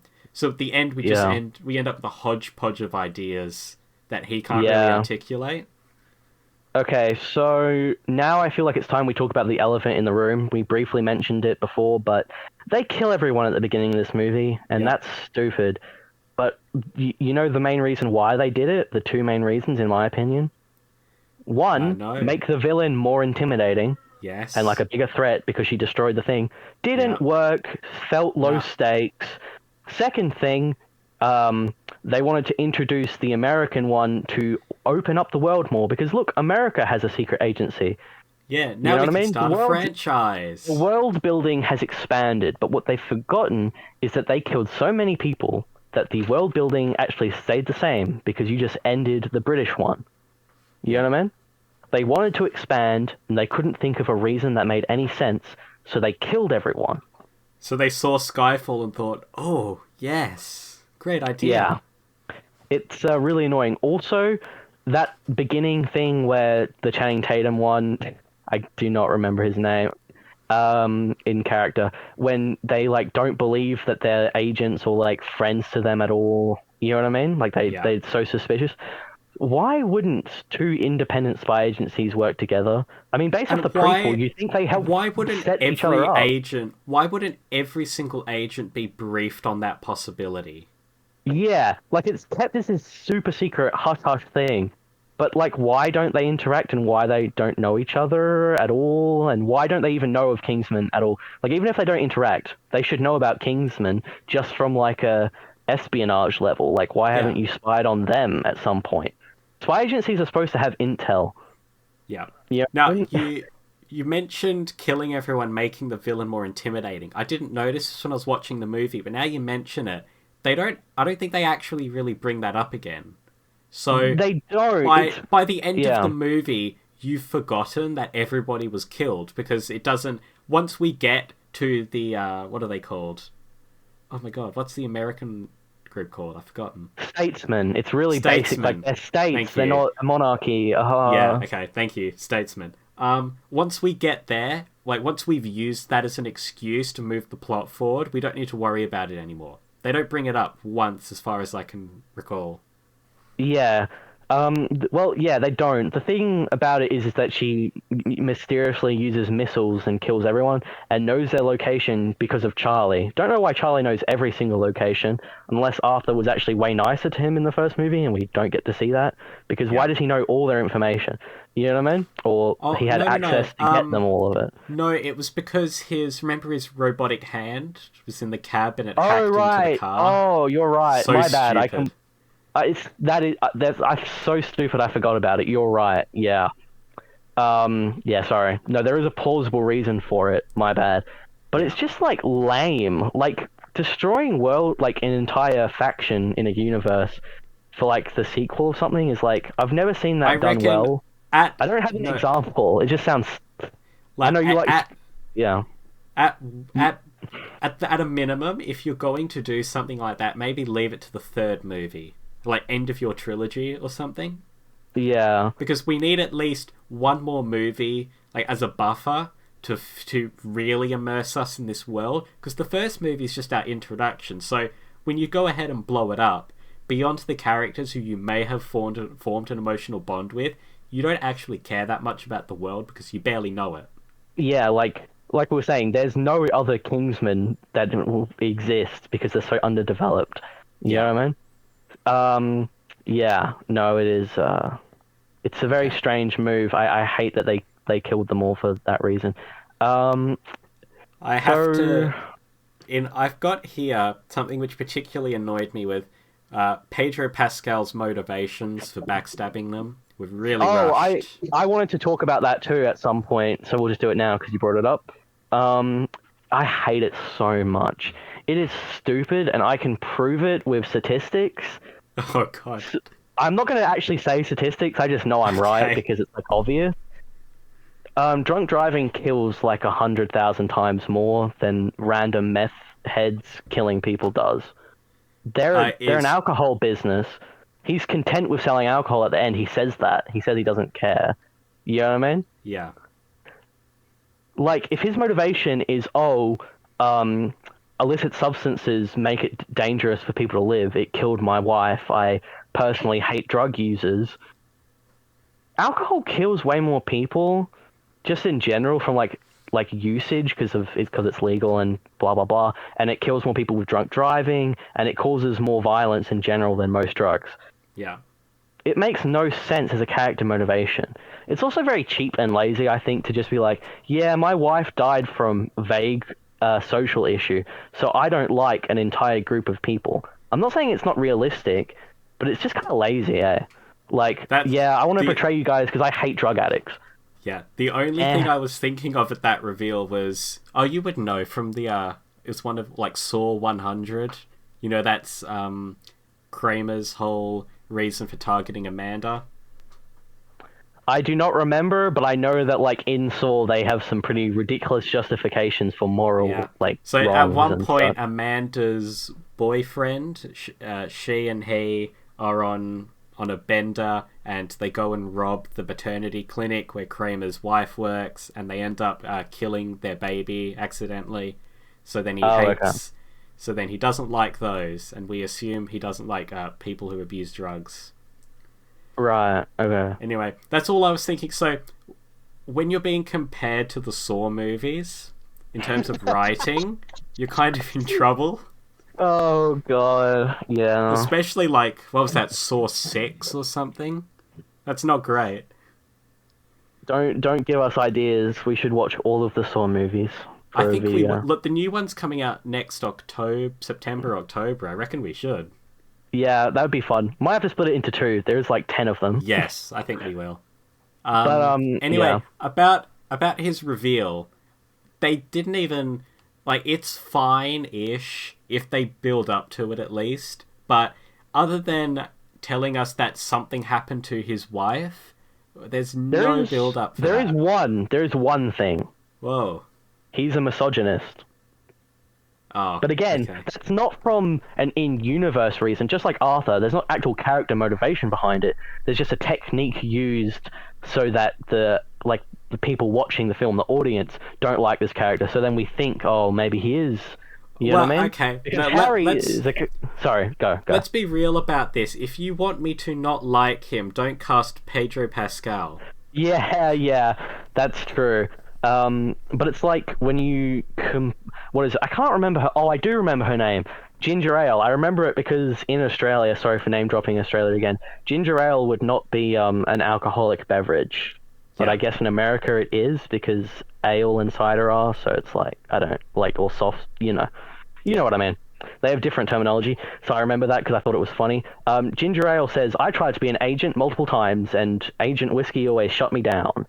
And it's like, I think that's part of it. And then Harry, who's a trusted character we like, says, like, thinks that he is, because he drops the vial, hits it out the guy's hand, Eggsy. But it's like, there's not really much in-universe reason besides the fact that he hits out of his hand, which could be seen as an accident. It's a lot more to do with, like, the viewer's emotion, which I think is a bad thing to do in terms of, like, actual character stuff. I think for, like, the cannibal stuff and the baby killing thing, that works decently well, having it be like a out-of-body experience kind of thing where it's, like, not about the characters. But when we're talking about someone betraying, like, the group, why is that, like, an outward thing? You know what I mean? Yeah. Like, I don't think you could, like, maybe you could just if you've watched enough movies, but I don't think, based off the evidence that they show in the movie, really guess that it was, like, that he is a mole if Harry didn't mention it. You know what I mean? Well, look, no, definitely not. I didn't even start thinking about it until he got shot. Yeah. Because, like, the movie doesn't give you much to chew on. And again, I guess it's kind of trick casting. Like, you wouldn't expect Pedro Pascal necessarily. Yeah, but then again, that's like the metagaming, which is to use a very internet word, to, like, for the emotional thing of just, like, out of universe, like, emotional reasoning. You know what I mean? Yeah. Which I think was a major misstep when it comes to him. But the whole thing is rushed anyway when it comes to him, and it makes no sense. I think I read this on the IMDb trivia, so take it with a grain of salt. But I remember reading that Channing Tatum was meant to be Pedro Pascal's character as well. Like, that was meant to be one character. And see, I can see that because he has, like, negative attributes as well. Yeah. So then, but then Tatum had, I think he was doing Logan Lucky, maybe? I don't know where that's coming from. He was doing another movie, so they had to just quickly drop in Pascal. So if the characters were one, it still wouldn't have been great, but it would have made more sense because we're not built up to like Channing Tatum that much. Wait, maybe that's why he's so aggressive at the beginning of the movie, because he actually does know who Kingsman is. Yeah. Like in the original script. Yeah, oh my god, the original script is better if that's real. That would make so much more sense. Why not just recast Channing Tatum rather than split your characters up? Why not, like, wait, like, a month and then try to get him in for, like, one scheduled thing? I know that, like, filming I'm not going to pretend like they're not doing stuff. There could have been a weekend, you know what I mean? Where they could have got some of the last bits done, you know what I mean?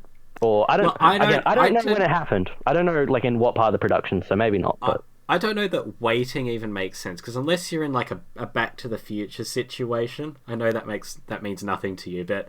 Unless you're in a situation like that, I don't really think there's any reason to not replace them. Like, it's not like Tatum brought anything to that role that another actor couldn't. Yeah. Okay, that brings a lot of context into that. Yeah, that's a major misstep because that makes both characters feel underdeveloped. Oh my god! And Channing Tatum's character is a drug user. So, like, maybe he's not, like, a full betrayer. It's more like, he's, like, actually has to get drugs from her. Like, it's an abusive relationship. Like, he doesn't even want to... This would be a better movie. Like, undeniably.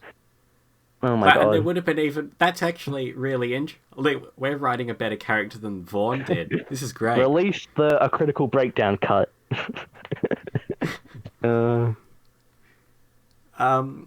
God, I don't have many more notes for the plot. I noted that you mentioned earlier it's half an hour longer than it should be, and I've written specifically this is moving way too slowly. Yeah, it moves so slow. I have two plot things left. I mean, I kind of already talked about one of them a bit, but yeah. So the cheating subplot is stupid, and I hate it. Again, now it seems like I forgot about that. Yeah. It's more of a maybe it's more of a subversion of James Bond or a commentary on James Bond. But the flirting in that scene is awkward as again, and then the actual cheating thing. It's just like Eggsy doesn't use his communication. Something that he's been very good at in the first film. He is a charming guy. He gets his point across. He's a bit loud, a bit angry, but you know what he does is he speaks his bloody mind. He doesn't say why he has to cheat on her. He just says, I have to cheat on her. I don't really blame her for being upset about that. No, you know what I mean? I think his justification is, I have to save the world, babe. I just have to do it. It would have taken him an extra 5 seconds in that call to say, I have a tracker thing on my finger, and if I get it, then we track her, and then I track the guy to the base. Now, that didn't entirely make sense to me, because they had to get it into a mucous membrane. There are mucous membranes in the nose and the like oral cavity in places. Yeah. I know the I don't know if we can say it on YouTube, the secret place was probably the most accessible and made most sense. But I don't know, you could have gotten in somewhere else, I'm sure. Yeah, it's also like very like half-hazard. No, it's underdeveloped, okay? Because he doesn't even actually, well, I mean, okay, he does in the literal sense cheat on her. I don't know many people that would be like, that's okay, what he does, because, you know, he doesn't go all the way. But it's like, they don't commit to this idea of him cheating. You know what I mean? They half do it. You know what I mean? Like, so he was there for 2 seconds, and it's like, okay. It's not really emotional.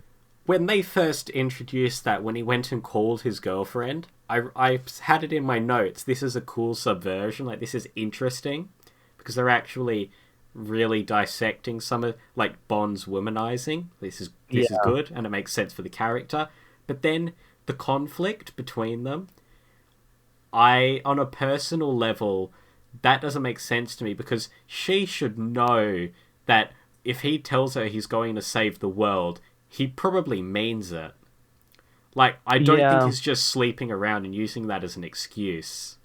That didn't really make sense. I get that, yeah. And I think the implication... So, you know how the princess ends up being affected by the drug, the virus and the drugs? Yeah, the implication is that she does... I don't remember. I think it's weed. I don't know. But she does a drug. I don't remember. I don't think weed was in Poppy's list. It was. I could be remember wrong. Because... Oh, no, it definitely was. Because I remember looking and it's like, what did all the stoners do to deserve this? It's the first one she mentions in her list, actually. She says cannabis. Yeah. Which is like... I didn't pick it up until I finished the movie, but it felt a bit odd to me that she would turn to drugs because of the conflict. Well, it's kind of insinuated that she's like somewhat party because there's like that scene with the friends where she's like, drink, come on, let's have a drink before we go to the parents' house. But you're right, it is somewhat undeveloped, and it is like cheap shock value for when they have that scene where she's being all weird on the phone, and then the parents hug her when she gets better. Again, just like the first movie, they're using characters close to Eggsy that we know to make the stakes feel more emotionally resonant. It doesn't really work. You know what I mean? Yeah, I understand this. And the imagery of like the drug thing isn't as strong as the other one, so it doesn't work in the theory I've come up with. It doesn't. You know what I mean? Like I don't care anymore about what's happening because it's happening to her. Why did you need to show me this? Like, so the stuff that's happening to people, like the imagery of all those people locked in cages in a giant stadium was pretty striking. Like, yeah, this is really messed up, but I don't care anymore because it's happening to her. Why do I need this? One thing I'll say is I was kind of, besides the whole cheating subplot, presently surprised by her character. I thought it was like much more developed than what I thought it would be based off the joke she's from in the original. Yeah. Also, that joke is like kind of creepy, to be honest, like, because, you know what I mean? Because it's like I said, that's how a couple Bond movies have ended like that. So right, again, that really, makes sense. really interesting subversion to have her be a long-time partner. Like, I appreciated that. That was interesting. But then they do that with it, like the whole cheating support. I just hate it. It's fake drama. And then it's like season 15 of like Degrassi High or something. Do you know what I mean? Like, it's just not worth doing. You know what I mean? Yeah. And then it doesn't even, they don't even resolve it. She's cleared of the... He says, let's marry, like, they get married at the end. Yeah, I know that. Insinuates that they, But it's not really brought up in, like, a more way than that. I know they get married and they do patch it up, but they don't have an interesting discussion conversation. It's just like, oh, I guess you did save the world. Now I'm not that angry anymore. Yeah, it's skipped over, like, in a very way. And then the one other plot thing I have is Merlin's death is like the definition of cheap. It's unneeded, it's unnecessary, it's a plot it's plot contrivance, or it's plot convenient, whatever you want to say, because like I said, the tech doesn't even make sense. In all accounts, he should have lived. They did it for cheap shock value. Yeah. And you know why I know that is because they made him sing Country Roads for no reason. It's an epic clip moment that people will put on YouTube Shorts. You know what I mean? Even though that wasn't a thing yet. But it's like purely for like it's supposed to like trick the masses, like the average viewer that watched the first one, to have like an emotional response. But it's so cheap. I hate it. And the thing is, Merlin's not even that dumb. Like, this is not something that should have happened to any of them. You know what I mean? Like, have you ever heard of a story where one of the main characters dies from a mine and that death was impactful? No. Because it's fake impact. Like, yeah, he saves them from the mine technically and is a distraction. They act like it's a noble sacrifice. It's nothing. You know what I mean? I'm sure... I don't know, but I'm sure... Like, with his hacking technology, she controls the landmines from her computer. Why are they pressure release still? Yeah. Because he actually moves off it to, like, get it to blow up. It didn't just blow up randomly. Yeah. Like, he chose to get the people close. But what I mean is, with their technology, and with the Americans' technology too, couldn't they just hack her computer or something? Yeah, that's what I'm... Like, I'm pretty sure they knew there were landmines there before they went. Unless I'm misremembering, so... I don't know if it's ever mentioned, but it is, like, something that they probably would be able to track with, like, some infrared heat sensor or something. There's, like, these ways... It's a really stupid excuse. For a spy movie, they probably should have known. And then all of her guards, all of Poppy's guards, see this guy standing in the forest singing... And they don't shoot him immediately. I guess that must be a lawyer. And then they walk towards him really, really slowly while he sings half the song. Yeah. It's ridiculous. It's so annoying. It's just like... You can really see in like the writing room, they're like, "Oh, this is going to be really good, guys. This is going to get him. We got the song that he mentioned and stuff." And it's like, it's not even as if he mentioned that was his favorite song in the last movie. Like, that was the thing. They just introduced that in the first half hour so they can reincorporate it. Which is like super lazy. Like, it's not... They're like acting like they built it up, but they didn't really build it up. That's like foreshadowing if it happened in the next scene. You know what I mean? It's like... Oh, and then like the way they give him his suit and everything, like he gets all the Kingsman or kind of, it's not really Kingsman equipment, is it? The way he's given his whole spy get up just before the mission, only to die, like that feels really cheap. Yeah, it is. Really, like, it's just so annoying. I think we'll still count this as plot, but we have to talk about Harry's Deus Ex Machina. It was so stupid. I can't remember what you're talking about. I'm sure I remember Harry surviving. Like, that's his real Deus Ex Machina. Right. Yeah.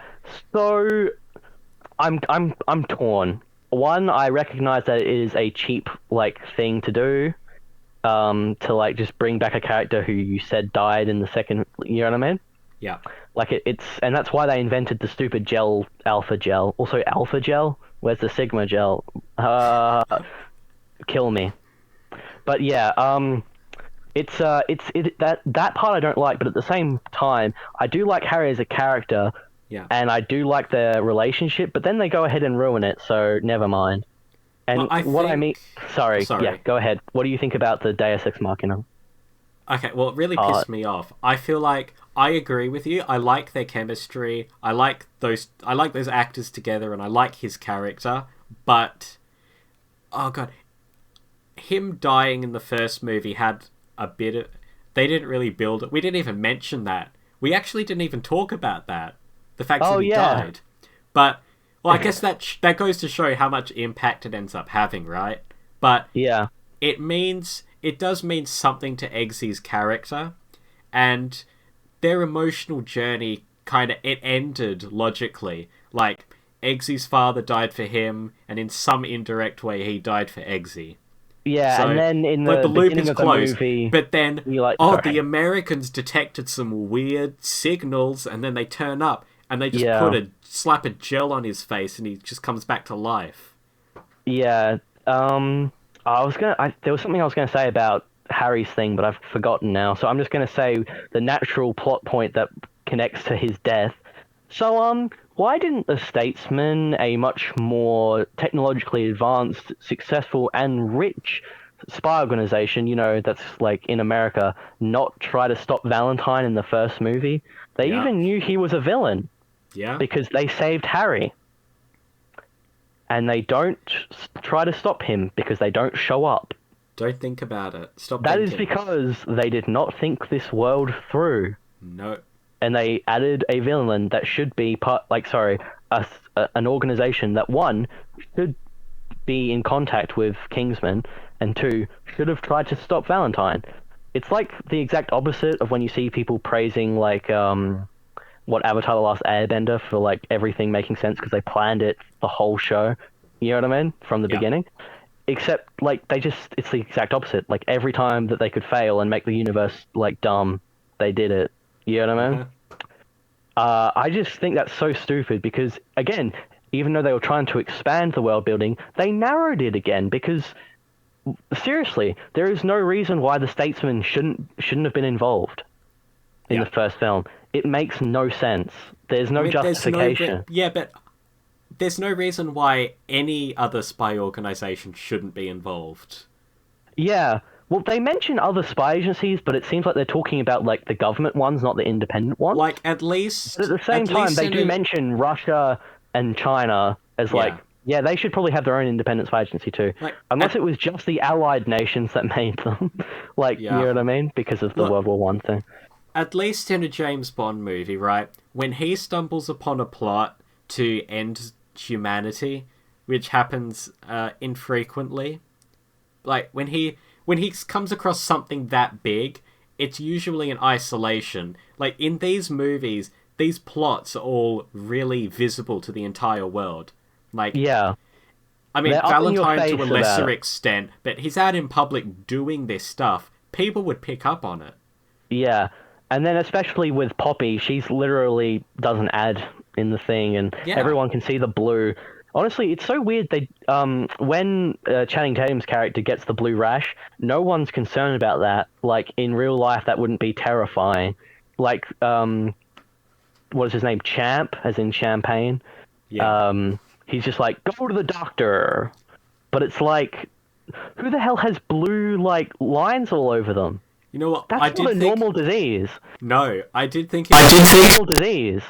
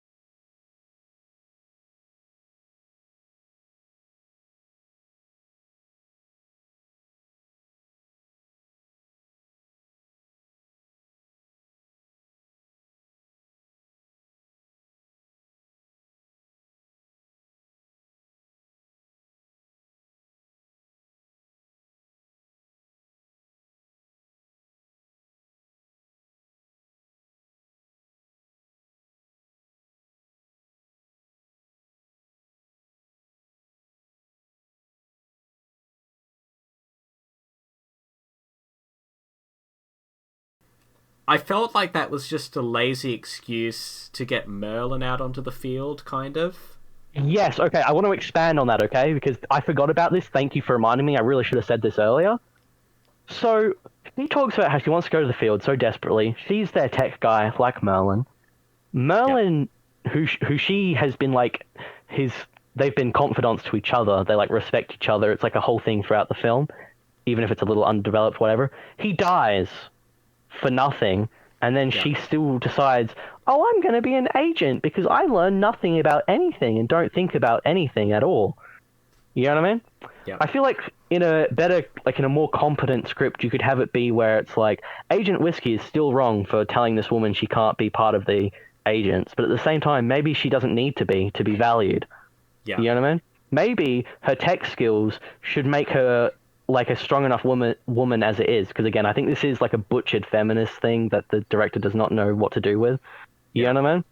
Or I don't know. You know what I mean? Because I feel like because he tells her during their chat about it, he says, yeah, but we're the heart of this organization. If we weren't here, they couldn't do anything. Yeah. And that maybe she would circle back to that and realize, yeah, the guy went out onto the field and sacrificed himself, but again, these guys couldn't have saved the world if he didn't do the heavy lifting and sacrifice himself. Yeah, it's yeah. Have you got any miscellaneous stuff? I feel like that's everything for plot. It's just there was so much wrong with the plot. I genuinely forget it, even with the notes in front of me. I have one thing written for miscellaneous. So I said at one point, Channing Tatum's cryopod, that the prop seemed a bit shaky, like it wasn't structurally stable, and it looked very cheap. Oh no, that's awesome. And you wanted to talk about Elton John. Let's do it. Yeah. So obviously he agreed to go into the movie and like do the cameo the way that they wanted. And I'm gonna be honest, I don't know too much about Elton John's history. But I know like that he did have like a drug problem at some point. So I feel like it's a bit weird or mean-spirited. Obviously, I guess he didn't care, so I might just be offended for no reason. But it's like they make him a drug addict in this movie, or at least a party goer. And it's like, he's like, I don't even know how old these days. And it just came off as weird.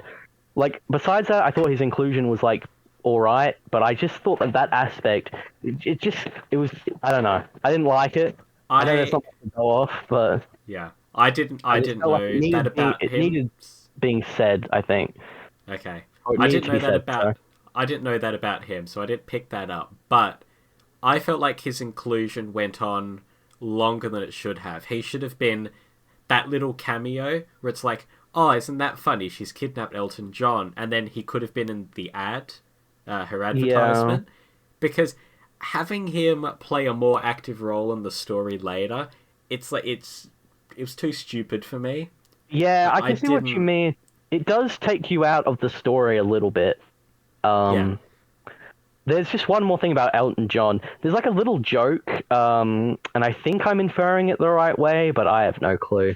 Because when he saves him, it's like, he says to Harry, if you save the world, then you can get backstage tickets. Backstage tickets, yeah.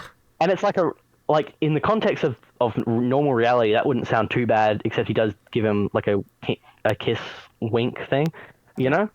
But in the context of this franchise, considering what happened in the first movie and is what is referenced again, it's like a certain thing. And that would be totally fine, I want to make that clear. But it's like, again, when it comes to Elton John being a real person, I believe he is married already to a man. So it's like, this is like, now we're saying that he's cheating, I guess.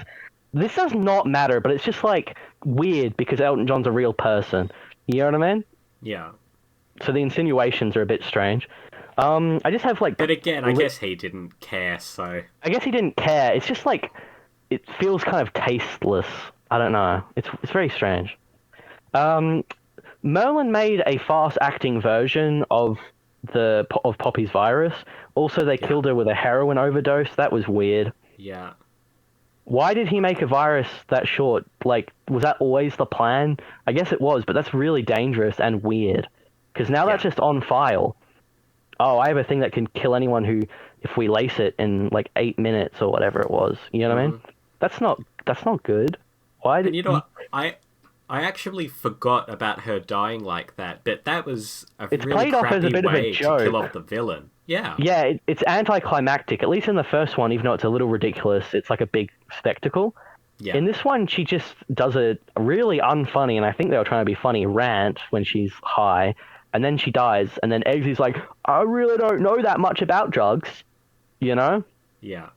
And it's just like, you just killed a woman. So, like, that's one thing. I mean, she's crazy and evil, but there's, like, a certain lack of, like, anything there. And you did it by accident as well. Like, you think if you're prepared to kill someone, it's very different from if you do it accidentally. You know what I mean? Yeah. And it's played for laughs, and it's also a lame way to kill off a villain. Okay, I think that's all I had to say about the sequel. I have one final thing. And this is just more about the statesman's world building not making that much sense. The FBI and CIA are, like, infamously, like, really good. You know what I mean? At least on, like, intel, like, they, you know, they're, like, especially the CIA is, like, the organization, right? You know what I mean? Yeah. Do they not know about the statesmen? Do they not care about the statesmen? What's that about? You know what I mean? Yeah. Like, it's not really brought up. You know what I mean? Like, the statesman has bugged the White House. We know that because they get intel about the president. Does the Secret Service not care? Like, this feels like it's understating America. That's a good point. It's probably a good segue into the prequel, but in that film, you know, the Kingsman is established as really behind the scenes, doing what the government isn't, you know, is too spineless to do. So, but back then, like a million years ago, that's fine because, you know, information isn't going to get around that fast and they can really stay in the shadows. But like you say, in the modern day, organizations like that aren't really that feasible. Yeah, like, I feel like the biggest failure that, like, the common person knows about the CIA is that they couldn't kill Fidel Castro, but it's like he had a whole, like, country protecting him, so... Yeah. Everything else they do, like, really sneakily, and then no one knows about it until they tell everyone. You know what I mean? So it's a bit... I don't know. So do we want to go straight into the third movie, then? I don't think there's much to say. The second one just sucks, for every reason. I've exhausted my notes. In conclusion, bad. Awesome. Okay, The King's Man, 2021. Great title, by the way, not confusing at all. No. Yeah.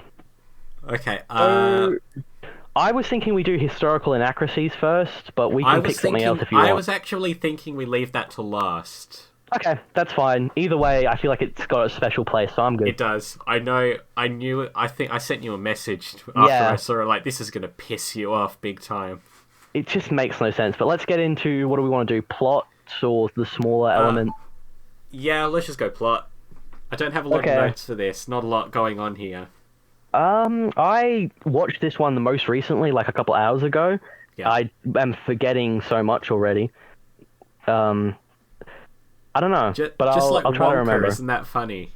Yeah, I don't know maybe it's because they're both prequels and, like, their context doesn't matter that much because we know how things turn out in a grand sense. I don't know. Yeah. It's coming back to me, though. It's coming back to me. So, the first scene, first off, I want to talk about the scene with the mum and the dad and stuff. So I don't know if this was, like, international law yet, because I'm not a real historian, but she was part of the Red Cross, right? Yeah. And maybe it was after World War I or during, so that would be before that part. I don't know. But it's supposed to be illegal to, like, kill the Red Cross, right? Yeah. I'm not saying people wouldn't do it anyway, because I'm sure they have, but she was not wearing anything that indicated she was part of the Red Cross. Yeah. Which goes against, like, the whole thing of the big, bright Red Cross, like, everyone knows it's the Red Cross. People who are, you know, hurt are supposed to come to them, and people are supposed to know who they are. They don't carry weapons. You know what I mean? That's, like, the whole point. They have, like, on their Jeep, but no one knows that that's their Jeep. I don't know if it's actually a Jeep. It might be like a wagon or something. I don't remember. But, you know, the way they got there, but they don't have it, like, on their heads or anything. They don't have, like, a band or something. Yeah. And I just thought that was really annoying because maybe she could have lived if she actually was shown to be, yeah. Now, and then, sorry, I was going to say, on her dying, I understand what they were doing. They were trying to do the first movie again, but it felt incredibly lazy, and I did not care at all. Okay, so sorry. No, yeah, you can go. I was gonna say something a bit different. That starting the movie off like that, it does, on a surface level, like on paper, it does contribute to Ralph Fiennes' motivations. But please just say the character's name. His name is Conrad. No one knows what you're talking about. I'm sorry. I only remember these people by the actors. I can't remember the character name. That's a bad habit. That's a bad habit. No one looks this up, okay? Well, this is my podcast, so screw you. I can do what I want. Guys, can we cancel this guy?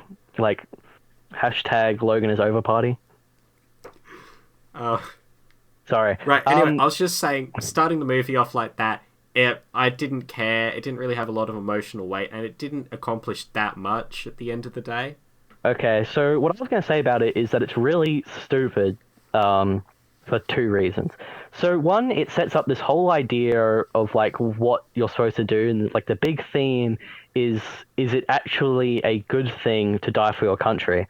And also the other theme about privilege and nobility and imperialism, and kind of like the first film, actually, when it comes to like poverty and class, right? She says everyone is equal at the round table, right? Yeah. And that's about Arthur, and it's about nobility. It's like, so we need to do our part. We need to help people because we are better off. That's what she says, pretty much. Yeah. Then, as soon as she gets shot, well, la-di-da, I guess we don't care about helping people because don't let our son ever see war again. Yeah. 5 minutes later, I know she might be concerned for the boy, but that seems to go against her worldview. The only reason that the worldview exists is to set up that moral for Conrad in the film. Again, it feels out of universe because it's about the like emotions they want the viewer. Like, it's too much like a movie or a fake universe, if that makes sense. It doesn't feel like a person. Yes. Like, exactly. You're supposed to have something that's believable, and it's actually funny when people mess up with such like a normal set, because you can have like animated things with like swords that like shoot things and aliens and stuff, and it feels more real than if someone writes things terribly. You know what I mean? So yeah, I just hate that because it makes no sense from a character perspective, and so it immediately made me think, this is the moral of the movie, huh? Yeah. Sorry. Look, it would have made more sense if if we had more time with her character, because that would have helped make her death a little more impactful. But if they constructed her character like she inspires the principles of the Kingsman, like working behind the scenes and like really getting stuff done, but not going out there and wasting lives and resources, like being smart about things. Yeah. So when she dies and says, "Don't let him see war," we can kind of build around that to say, like, he can still help, but don't waste yourself like that. Which they kind of do, but they never actually say that's why. Like, he doesn't have a scene, the father doesn't go, your mother never said anything about this. This is the kind of thing that she would want you to do. They just let him become a spy. You know what I mean?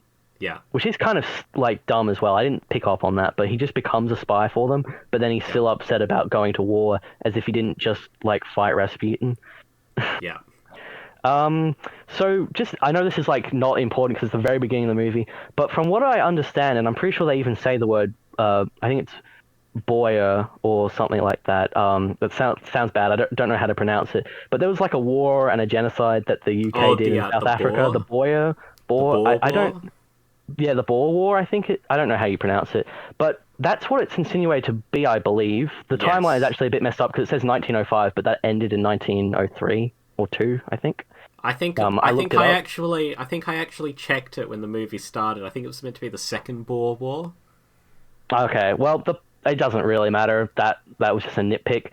But the main thing is that we later learn that this guy is the father is anti-imperialist. He doesn't like the fact that he fought for his country to kill random people.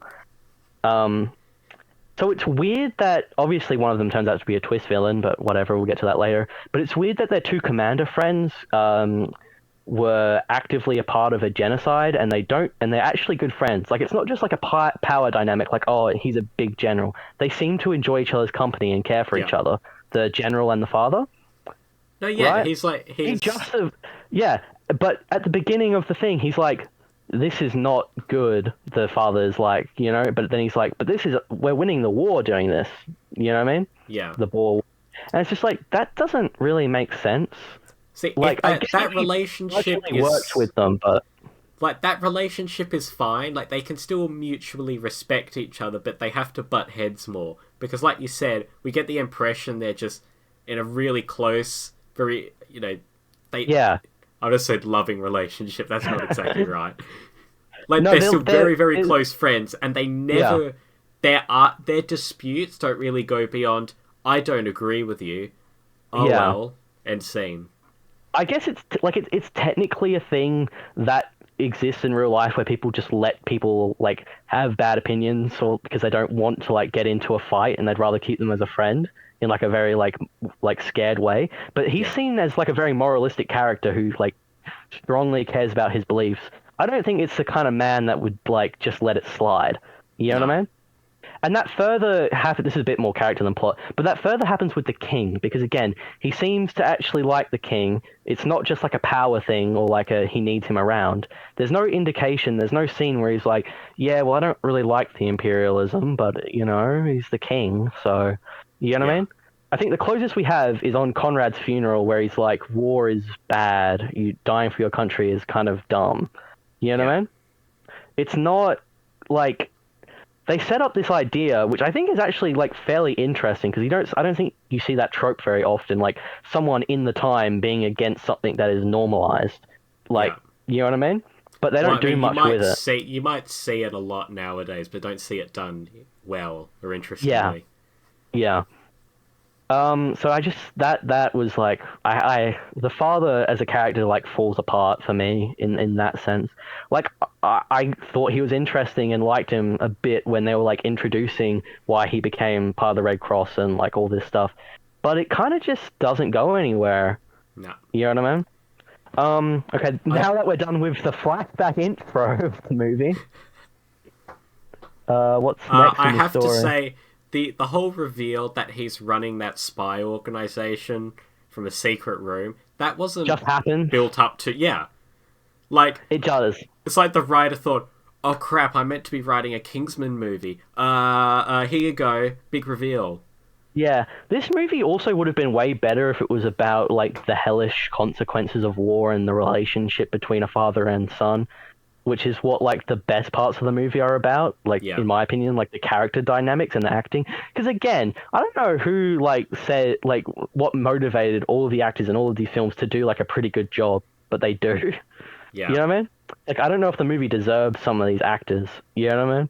Yeah. But yeah, no, it just kind of happens. Small note about the spy room. There's a really shitty map on the wall. All of North America and South America, there's no borders on it, and it's all one color, and it kind of looks British, but it's not. I don't think that's not.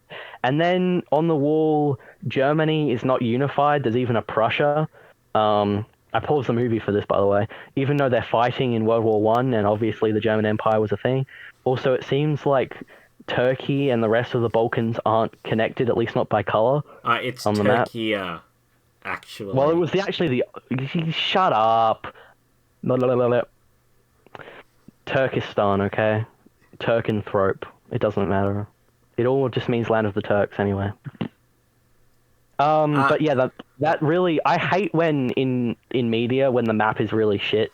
Just print an accurate one from the time. I don't care. What did they do wrong? It's so bad. You know what I mean? Yeah. Sorry, about that reveal of the agency, I feel like we can kind of dip into some more writing here and the way it's organized, but it would make more sense to me if okay, I'm sorry, I won't use the actor's name. Conrad's son went to war and died, and then he went through his moping phase, and then he was inspired by, I can't remember her character's name, the nanny. Yeah, I don't remember her name either. She gave him that pep talk, like, be the man your son was meant to be. That should inspire him. Yeah, and then he says that at the end of the movie as well, yeah. Yeah, like that should inspire him to make the Kingsman, because the way it is, He just randomly made the Kingsman. Yeah, we just drop it in. They go on one mission.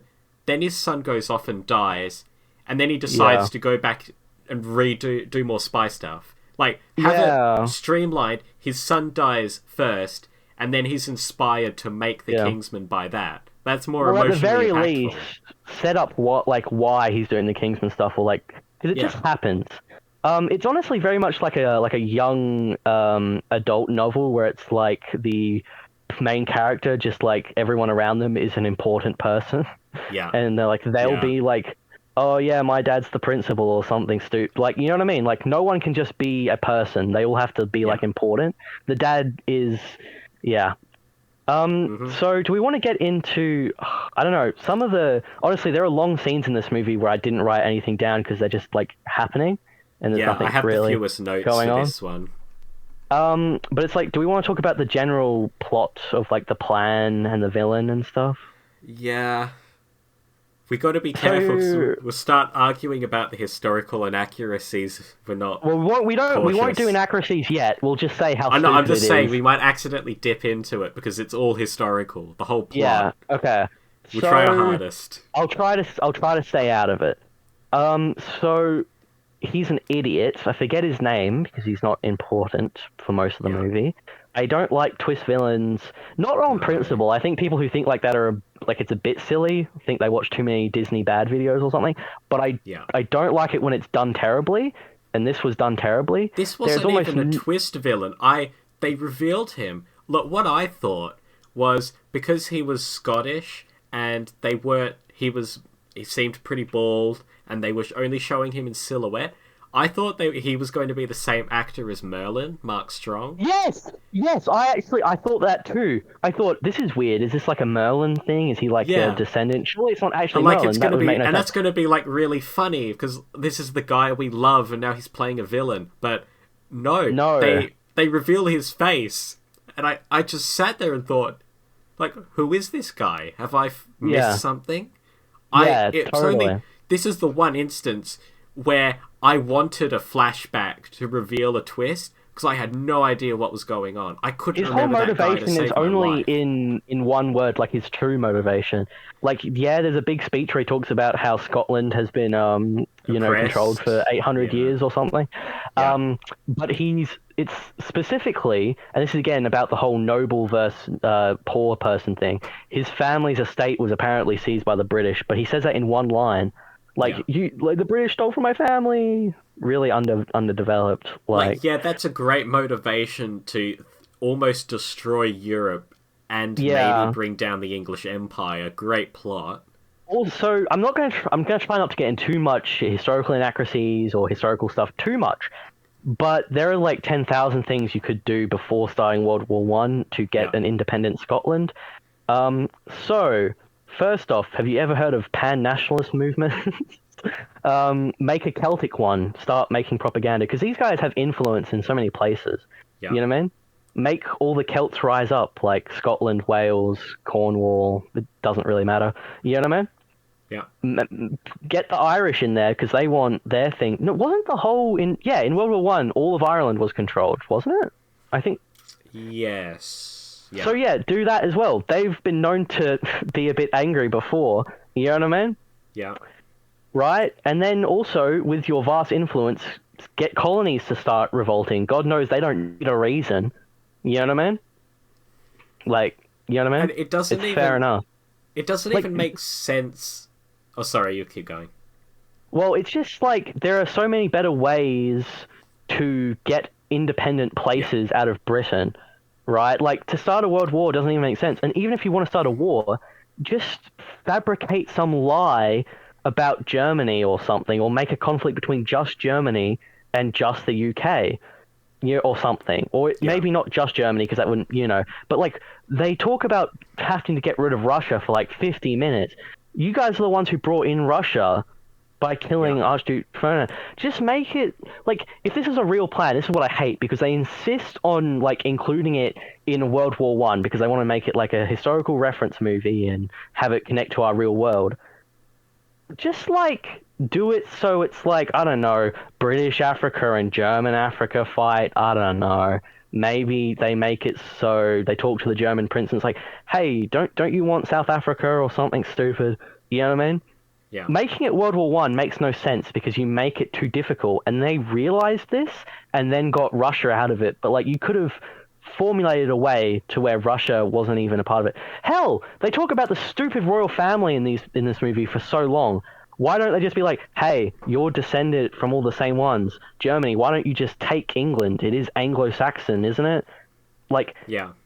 There's no reason for it to include the complicated geopolitics of World War One in this stupid revenge thing. It doesn't even make sense to destroy England. No. Like, it's ridiculous. And it doesn't even make sense why... We don't know what their motivations are, but why would all of these other people agree with this crazy Scottish guy to destroy England? The vague sense is, like, anti-imperialism, but, like, it doesn't make sense for many of the characters. Like, where in the textbooks does it say that Rasputin really hated colonies? You know what I mean? It doesn't really make sense. You know what I mean? But also, just more about the plan real quick. This would kill millions of Scottish people. I don't know the stats, but I'm sure many Scottish men died in World War One. Yeah. Like, if he actually cares about his homeland, all the common people, you killed so many innocent people. And that's what I hate, because it's just like the first movie where it's like, I guess I'm crazy. My motives don't have to make sense. Mm-hmm. They even say, like, you're deranged. You know what I mean? Yeah. And it's just this is not smart. No, I was absolutely sure. I mean, I didn't care at the end of the movie why it was happening, but man, yeah, I can't really top what you've said because you've crushed it. Like, it was so sloppy. Like, that's why that's the motivation. It's so vague, and with a movie like this, when they're saying a secret group organized World War One, you'd think, oh, this is super suave and complex, and there's deep meanings behind everything, and they do it with purpose, and it makes sense. But no, vaguely wanting to destroy England. What you could have done if you wanted all this secret, this secret puppet group, these secret groups behind the scenes puppeting all these countries. What if you have conflicting secret organizations? That's why it ends up being a war. Yeah. Like, this person moves this chess piece, this person would do that thing, and it spirals out of control, and the Kingsmen have to try and fix it. It still fits the theme of World War One being like a worthless, useless war that no one benefited from. Yeah. And like that whole thing of like, there was no point for dying for your country because it was useless. That's like the whole point of the movie, or like the biggest theme probably. Yeah. And that would still keep it in that vein, because it's like, yeah, it's shadow organizations doing this. No one cares. Like, it's not important. You know what I mean? Okay. I'm looking at my notes again because plot, and we can't know historical stuff yet. You know? Okay. There was stuff. Most of the notes I have are about Rasputin, his magical powers. Did he have powers? I guess in this universe he actually had magical powers. I mean, it was inferred that he could perform miracles and he was a wise man and all. I think it's implied that he healed Conrad's leg. No, Conrad's father's leg. That's an important distinction. Oh my god, you had me calling him Conrad. Oh my god. Oh, sorry, I have no idea. I'm just going to call him Ralph. Screw you, I'm going to call him Ralph Fiennes. I'm sorry. That's you my can't bad. Stop me. I didn't realize you were talking about the father. I'm so stupid for that. I'm sorry. I have no idea what the dad's name even was. You've made me look like an idiot now. Guys, whenever he was talking about Conrad, he was talking about the dad. It was a simple mix-up. Shut up. There we go. But anyway, yeah, he actually does heal the leg, and that's important because then he goes on to fight the rest of the mission. Yeah. Which he couldn't do if his leg was broken, and we're just using Rasputin magic, and I'm just like, why even scar his leg, really? Because it doesn't mean much for his character. Yeah. Like, it could, I guess on a symbolic level, it could be that scar represents losing his wife, and then he gets over it, so that proves that he's moving on. But why not just have him get over it through some other means? He just manages to work through the pain to get the mission done. So it makes like more of an emotional milestone for his character. It would also be more high stakes and like impactful, intense, like suspense kind of. That was so many words. But it's because it's like a gritty kind of thing where it's like, oh, he could really die. He's not even that good. Like, he's not amazing at fighting. He's crippled at the moment. You know what I mean? Yeah. But they don't do that. You know? So, and they don't... The movie doesn't make it expressly clear whether his leg was actually healed. It's just, he tells Rasputin it feels better, but I don't know if he's still bullshitting or not. Well, the cane is like really underused because the character barely does anything motion before that. Like, he doesn't go anywhere. So it's like, but he does use the cane. Oh, at least I think he does. I swear in some scenes he's not has when a he sword. should be. He pulls out a sword, I believe. But then it's like he doesn't use it again. Like, he doesn't use the cane. So you would infer that he was healed or at the very least, it wasn't actually that bad of an injury or something. Like, it's confusing. You know? It's also just kind of weird because, like, I hate when things that are grounded randomly add some mystical element, but then act like they shouldn't have to explain it because it's mystical. Yeah. You know what I mean? Like, oh, look at this vague magic, and then we're never going to explain it because we don't have to. It's like, that's kind of what makes fiction more interesting, is that you can. Yeah. But whatever. I did also have one note. This is a really, really subtle detail, but at the end of the movie, at the top of that mountain, so you know, Fiennes, Conrad's father, has to sneak on up the elevator, but there are those two guys, there's some henchmen walking around, guarding. Vaguely. I mean, I remember the elevator scene, but not the guards. At one point, there are two henchmen approaching the elevator, and then they turn around and they both say to each other, "Let's go this way." I did not pick up on that, but that's really funny. Like, it's so minor, but they say, "I think we should go this way," and then the other guy says, "Yeah, let's go this way." Just what would have been better? Why write that? We can 20 minutes of the movie. We can see the guards walking away. Yeah. What if 20 minutes of the movie was dedicated to this? It's like, actually, it's henchman birthday week, and like they do a party. I don't know. I'm being stupid right now, but it's like, I hate little details like that. You're right. Like, just like, why write that? You're totally right. Like, what's the point in doing that? Like, they could have just walked away, or why wasn't there like a noise or something? Maybe it was meant to be. So, because Fiennes couldn't see through... I can't even remember, but I doubt he could see them. Something's telling me that. So maybe it was for his sake, but that doesn't... You don't need that. He can look through a crack in the paneling or something. Remember the really big henchman who's like a superhero for no reason? Like, he barely feels pain, he's like 7 foot tall... I hate that, like the pseudo-supernatural humans. This comes up in media all the time.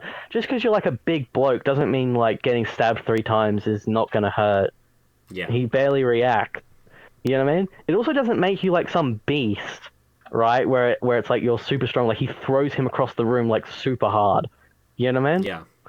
Like, also, like, I don't know if you ever looked at this stuff, but like the world's strongest man kind of people, they don't even look like that. Like, they always make it way more... You know what I mean? Yeah. It's like incredibly hard to be super tall and super jacked at the same time because of like the bone stuff and weight. You know what I mean? Like, it crushes all your ligaments or something. Mm-hmm. I'm not a doctor. You get me though. Yeah. You can't. It's hard to be tall and buff because it's like doesn't make sense basically. Biologically. Unless you've got something else, I think we can do fight scenes and some other cinematography stuff, and then we can get onto the historical there is the comedy, which is just like non-existent, barely noticeable. Which I actually think is a good thing for the most part. I looked on Disney Plus because that's where I watched it. Because it's not on Netflix in Australia, but the other 2 movies are. Yeah. I don't. But anyway, so. Sorry, I'm so stupid. What was the comedy? Right. Yeah. It's labeled as a comedy, and the other 2 films are clearly supposed to be comedic, right? Even though the second one fails. But there is very little comedy, and I actually think that plays well into its strengths because I like that it's played straight, and I like this like character-driven thing. I feel like there was like a much better World War I movie in here if you remove the spy stuff, even though those have been done to death. But whatever, you know what I mean? Yeah. The one time there is comedy, Rasputin's just overt gayness or bisexualness, I guess, whatever. I feel like it's played for laughs a little bit because he's just like gross about it. You know what I mean? And he eats the cake, and it's just like, I feel like it's a bit over the top, like very juvenile, and it's also just like not that funny. Like, it's the only real joke I saw in the movie, except for what I think was supposed to be serious, but I can't tell. So the commander dies in in the submarine explosion or ship explosion. Yeah. And he's like, "May God forgive me for all the stupid shit I killed so many people." And then the thing blows up. And now I feel like that would be really like hard hitting, except it's like cut really fast, so it kind of feels like a joke. Like when the head of Kingsman dies in the second movie, and he's like, "Oh shit!" Like, I feel like that'd be super solemn, especially because of the stuff we know he was a part of. Like, imagine if that was fully played straight, which I think they were trying, but I genuinely can't tell. You know what I mean? Yeah. So basically, any bits of comedy they tried weren't very good. Like, they fully lost the plot with comedy, so I'm glad they didn't do it much. Yeah. Look, I feel like, I agree with you. It was better that this movie was more serious, but when they did try comedy, like when the comedy in the first two movies really hit, which wasn't that often, but when it did, it was always grounded in the characters and how they were interacting with one another, their relationships. In this movie, there weren't really there wasn't much character or relationship to speak of anywhere. So the jokes really were just quips. And like witty dialogue, which was just like not that witty. There's like a specific video on this, but it's basically just like like a lot of the time things seem really like clever and like witty when it's like a British accent in films, but then it's just like not that good dialogue really. You know what I mean? It's just because they sound suave, and that's kind of what they do, I think. But it's so undetectable. I think there were supposed to be jokes with the nanny character and him, like they were supposed to have witty dialogue together. Yeah, I know. But it didn't really hit at all. I actually found her character at the start very irritating because I've seen that character before. I feel like I have very vaguely, but I don't really know what it, like specifics. But yeah, it's just kind of the archetype of the plucky young woman, really, standing up to a superior man with her wit. Like it's they not like drop that immediate. They kind of drop that immediately. It's not a bad character or anything, but especially the way they were doing it, it was so dry.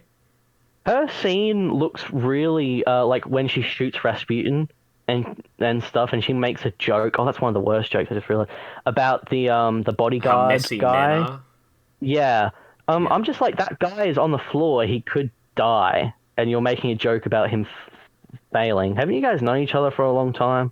Mm-hmm. It also comes out as like one of those really bad. Like, I don't want to sound like those like the critical drinker or something. But like that's one of those scenes where it's like the empowerment thing actually is really cringe. Like, it's not just weirdos complaining about it. Like, that felt really out of place to me, at least. You know what I mean? It wasn't so heavy-handed in this movie that I would say that, but I kind of see what you're saying.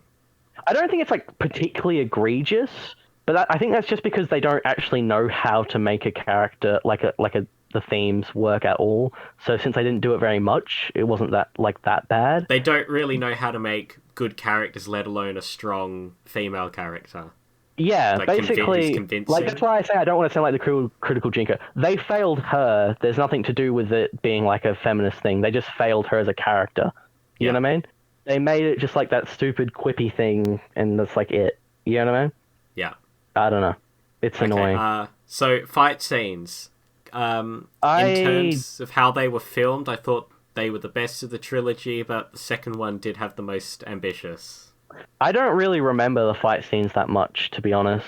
I remember the battlefield and that stuff, but I feel like the Rasputin fight went on forever, wasn't very funny or interesting, and it kept making me think about how Rasputin was a Siberian peasant who was also a monk and should have had like no military training. Yeah. And like was famously inept at anything military or like anything ruling a nation. So being really good at fighting was a bit whatever. Yeah. But I get it. He's wacky, funny Rasputin man. But whatever. Yeah. You know? I had to... The way they filmed the fight scenes was a lot less inspired than the second one. They dropped their scope.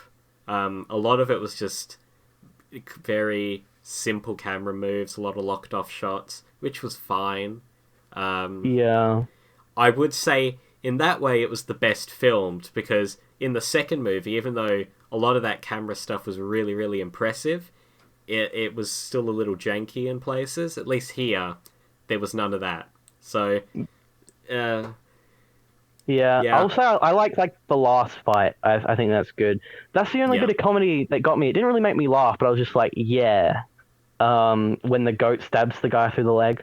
Yeah. Just because, like, don't be mean to the goat, man. That's crazy. One thing that's confusing is I swear they kill the goat in the beginning and then they get a second one, but is it supposed to be the same one? Like, why wouldn't it be the same one? Why'd you kill it? I think he had a few there. Yeah, he did, but I feel like, wouldn't it make more emotional hold on. sense? He killed one of them and then cut the horn off the second one. Okay, I feel like it would just make more sense for him to just torture the one throughout the whole movie, just so it's like a bit... More cathartic? It's a goat, so there's but more cathartic, basically. Yeah. You know, like, I don't know. I like the end fight scene's pretty good, like with the sword fight and stuff. It's like, I like it. It was good. And having them, I have mentioned two things. A really tiny detail I noticed. I think it was the Rasputin fight, maybe. There's one shot where somebody brings a knife out of their belt or their pants, whatever, and as they're swinging it down, the camera moves perfectly with the motion of the knife, like it's set at the center of the frame and the object of focus, which I get you probably didn't notice that, but that was... I don't think I've ever really seen that done. I'm sure perhaps I have, but I don't remember seeing it before. It was a very interesting decision, and they only did it once, which is a shame. That's interesting. Yeah, I don't know. Is there anything else that we can... Any kind of other topic we can talk about? No, we'll get on to history, but just one more detail. Best cinematography of all of them. There were some interestingly lit shots, especially the ones where the Black Hand was meeting. Some nice lighting and shadows going on there. That's the name of the thing? I didn't even know they had a name. I didn't realize that. Well, or maybe... I think they were trying to do the Black... That was meant to be the Black Hand. Okay. Oh, you don't know that was the real group that Gavrilo Princip was a part of. Oh, okay, so like the Serbian independence I think that's what thing? It was meant to be. I could be wrong.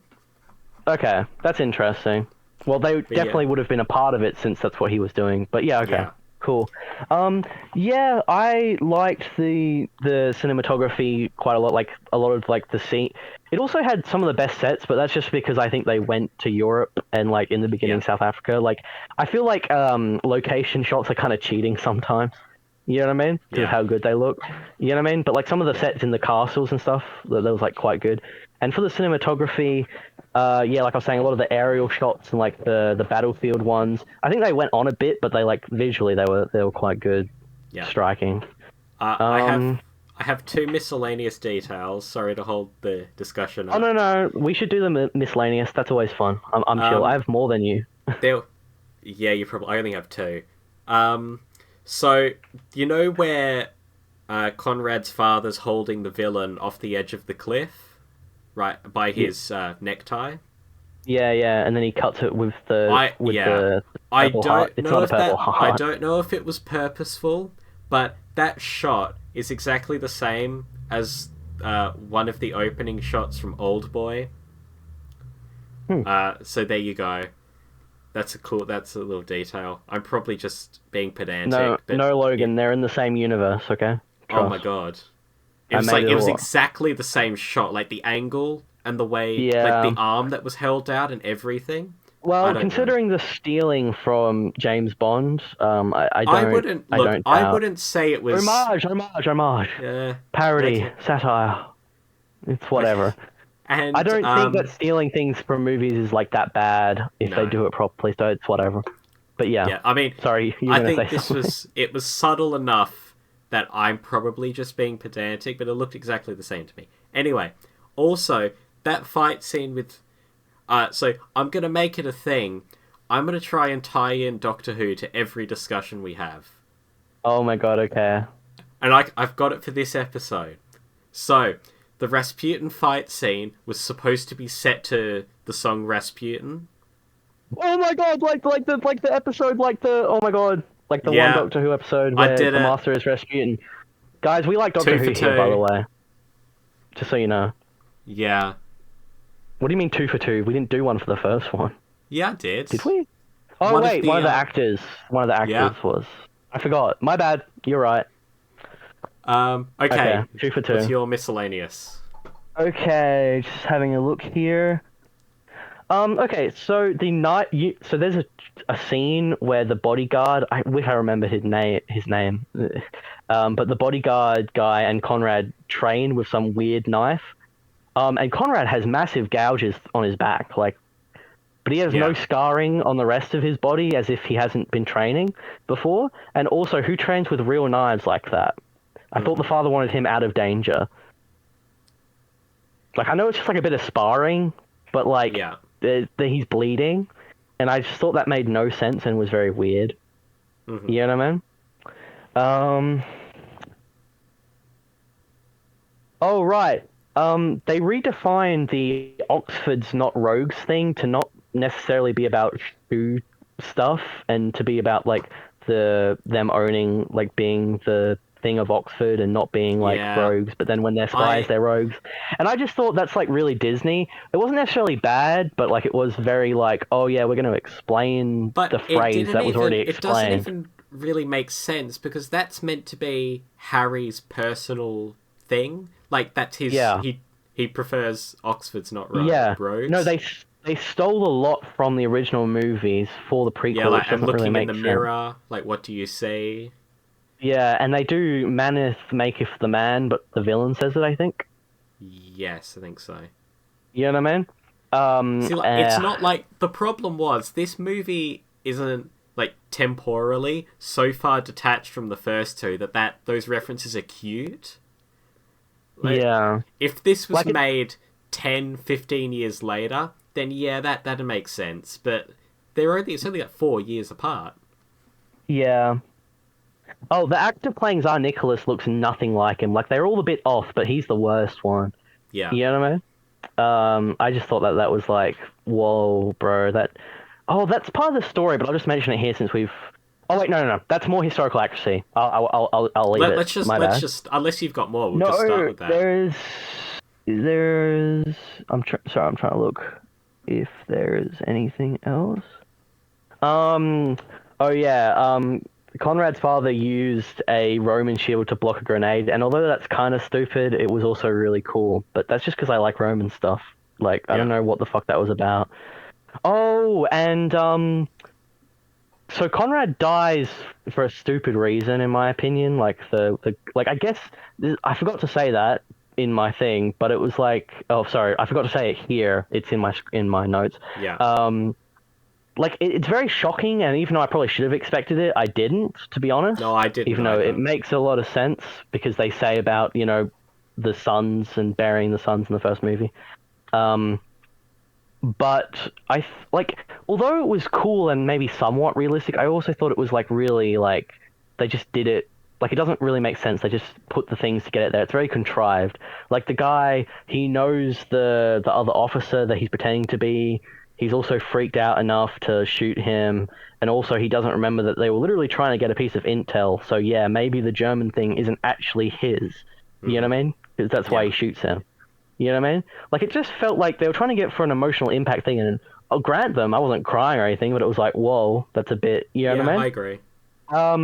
But the way they got there was really contrived. I don't like it. Thematically, what they were trying to do was, even though you almost sacrificed your life for your country, they're not going to thank you for it, and another guy, a member of his nation, kills him for it. It's also it breaks up the whimsy of what people thought World War I was going to be like, but also the whimsy of the film in some way, I congratulate them on all that. It's just I think the execution they could have spent 5 more minutes maybe working on it. Honestly, like you said earlier, if this was just a World War One movie, like, that whole sequence wasn't special or anything, but it was really good relative to the rest of the movie. It's like, we paused The Kingsman and we watched a much better World War One movie for 15 minutes. That would also make a World War One movie just more interesting, like the whole thinking about like imperialistic wars from before then, like recent history. I don't know if that's been done often or not in like actual World War One movies. I just like, it should have been a World War One movie probably, or maybe don't make it stupid if it's have to be a spy movie. You know what I mean? I think that's everything except like I feel like even though he gets killed like a second later, Conrad really should have been killed when he was running in no man's land with the guy on his back. Yeah. Like, if we talk about the taxi scene being a bit ridiculous with the guns, no man's land is like famous for like dying if you even pop your head over the trench. Yeah. You know what I mean? So like he ran across it, and it was becoming daytime. Yeah. As well. And then like he dies a minute later anyway. So I just thought that was like dumb. You know what I mean? Historical inaccuracies, I guess. Yeah, let's go. I don't really know where to start. I'm gonna like not look at my notes for a second, and then when I need them, I will, because like there's just so much to go over. I feel like. So although Rasputin, and I double checked this because I've kind of forgotten a lot of my history stuff. He was like around in the Russian palace like before World War One, but like he wasn't like in charge or had that much power until during, obviously. Yeah. But like they treat it like he's some big player from the start. He's really not. No. You know what I mean? Which I just thought was weird. It's also weird because why would, like I mentioned earlier, why would Rasputin be like anti-imperialist or anti-England or anti-war? Yeah. You know, like I don't like, you know, generally there's like this, like the whole idea, like wars are much more justified for like a devoutly religious person when they're like that kind of thing. You know what I mean? Like if it's about that. So I really don't know much about Rasputin's policy on war, what he thought in real life, but this does not seem like it. I don't know anything about his policy either, but it makes sense for his character in the movie. He tells the Tsar to pull out of the war, and then the Tsarina also starts begging him to pull out. But in reality, the Tsarina was probably one of the key proponents in keeping the Tsar in the war. Like as I recall, she was pushing for it very heavily, and Rasputin obliged her in that. So that doesn't make sense. Also, it's like we never show that that the Kaiser is away from the castle. It looks like he was actually like governing the whole time, which is not true. He was in the front lines because he was not that good at things. Like the idea of Rasputin being in this group is much more intimidating if he actually has control of Russia with the Tsarina. You know what I mean? Which they don't show in the movie, but that happened in real life. I know it wasn't 100% total, but it was a lot. You know what I mean? Yeah. And they don't actually show that. Dude, I was so worried for so much of the movie that they were going to ignore that the Soviets even existed for some reason. Because they only come up like near the very end. You know what I mean? Or like the last what they did wasn't significantly better, like pretending Lenin was in charge of the first revolution. Yeah, I know that's a really, like, if you're doing World War One history, you're taught. And then there was a revolution, and this guy Lenin was there, and Russia pulled out. But that's not what happened. They also make no, you're right. They also make no reference to like the provisional government or any of the stuff that happens. Also, okay, if Rasputin's anti like England thing is, or like joining this weird evil organization to start World War One, because I phrased it as anti-imperialist, but that's like being nice. It's like they want to start a world war and kill millions, right? Yeah. It's kind of weird that like I don't really get like why Lenin would be a part of this. Like they didn't need like that's the thing, because they started the whole thing as World War One. Like I was saying earlier, we don't need a grand conspiracy. Russia was already doing poorly. Yeah. And Lenin would have probably done it without an organization. You know, like in real life. And also, I mean, I don't know, man. There's like a whole thing about like, you know, letting the different nations that were loosely a part of Russia go, and then starting the war in Poland, and So Lenin's thing on imperialism is a bit whatever, but like it doesn't really make sense for him to be so against it that he want to destroy the British Empire. Like no, only the main guy cares about Britain, but apparently everyone just wants to start a world war and doesn't care about the main villain's motivation or something. Like it makes no sense. You know what I mean? And they don't delve into these politics within the organization at all. Like it's just assumed they're all following him blindly. Lenin was very focused upon just getting the revolution done, or for what he believed was the people. It doesn't... Again, if the plot was as we speculated it should have been, with different organizations battling, it would have made sense if he was working for his own ends and pulling strings to get his revolution done. But in the movie we got, why would he work with this guy? It's also very weird because it's kind of strange because he doesn't show up in the original thing, Rasputin does. So it's kind of, we're not sure if he was always in the organization. It's kind of assumed that he brought him in after Rasputin failed, right? But if he truly told him the whole plan, why would Lenin want to work with someone who caused World War One? The thing that roller coasted the whole thing and like he wanted to get out of. And I don't think that was just a political thing, I don't think they wanted Russia to be like dying. I don't think he'd like him. And again, he doesn't need the organization in the first place. You know what I mean? Yeah, and also I was just saying about the revolution, having Lenin stand in the palace, the royal palace, with the Tsar, forcing him to sign an abdication agreement in front of Wait, Lenin was there? I did not notice that. That's stupid. They had Lenin standing over the Tsar, forcing him to sign the paper in front of a group of proletariats. But he wasn't in charge yet! Oh, that doesn't make any sense. Oh, I didn't notice that. That's a really good catch. I must have just not seen him, because, Yeah, and they had him doing one of his famous poses from one of the propaganda posters and everything. It was like super... Right, okay. Even though that's not when it happened, and it happened months later, and also they shot him. And they reference that they shot the royal family. Yeah. And they reference that at the end of the movie, so I don't know what that doesn't make historical sense, or even, like, temporal sense. You know what I mean? None of the people that are in that should be there. I did not realize that. That's really dumb. They make, like, no mention to, like, Austria-Hungary or the Ottoman. Like, they do to set up France, Duke Ferdinand, sure, but besides that, their input in the war, nothing. Yeah. They don't contribute to the plan at all. Like, the other allies or the Commonwealth being part of Britain's stuff, not mentioned. Mm-hmm. You know what I mean? Like, the US is the only one that matters.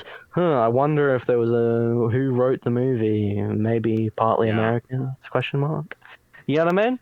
Like, I'm sorry, it's just a thing in general history, but people really ignore the Commonwealth nations in both wars.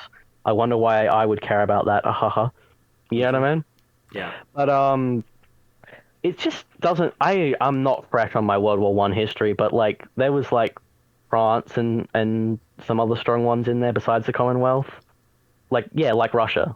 So, just being, like, I don't know. It's a very weird thing where the rest of the world is not mentioned besides Russia. Russia's the only one they care about getting rid of. You know what I mean? As if these other nations wouldn't have at least had some kind of thing going on. You know what I mean? And whatever. It also irked me. I understand you need to explain this to a general audience, but maybe that's a good sign that you shouldn't make your story this complicated. But the way, the fact that they had a PowerPoint presentation about the three major rulers at the time being related and everything. Yeah, that was a bit much. Also, I don't remember too much about that, but didn't that play, like, not that big of a role, really? It was much more about, like, for Russia, the, like, being Slavic and, like, Serbia and that whole area, they cared about that. Yeah. And then...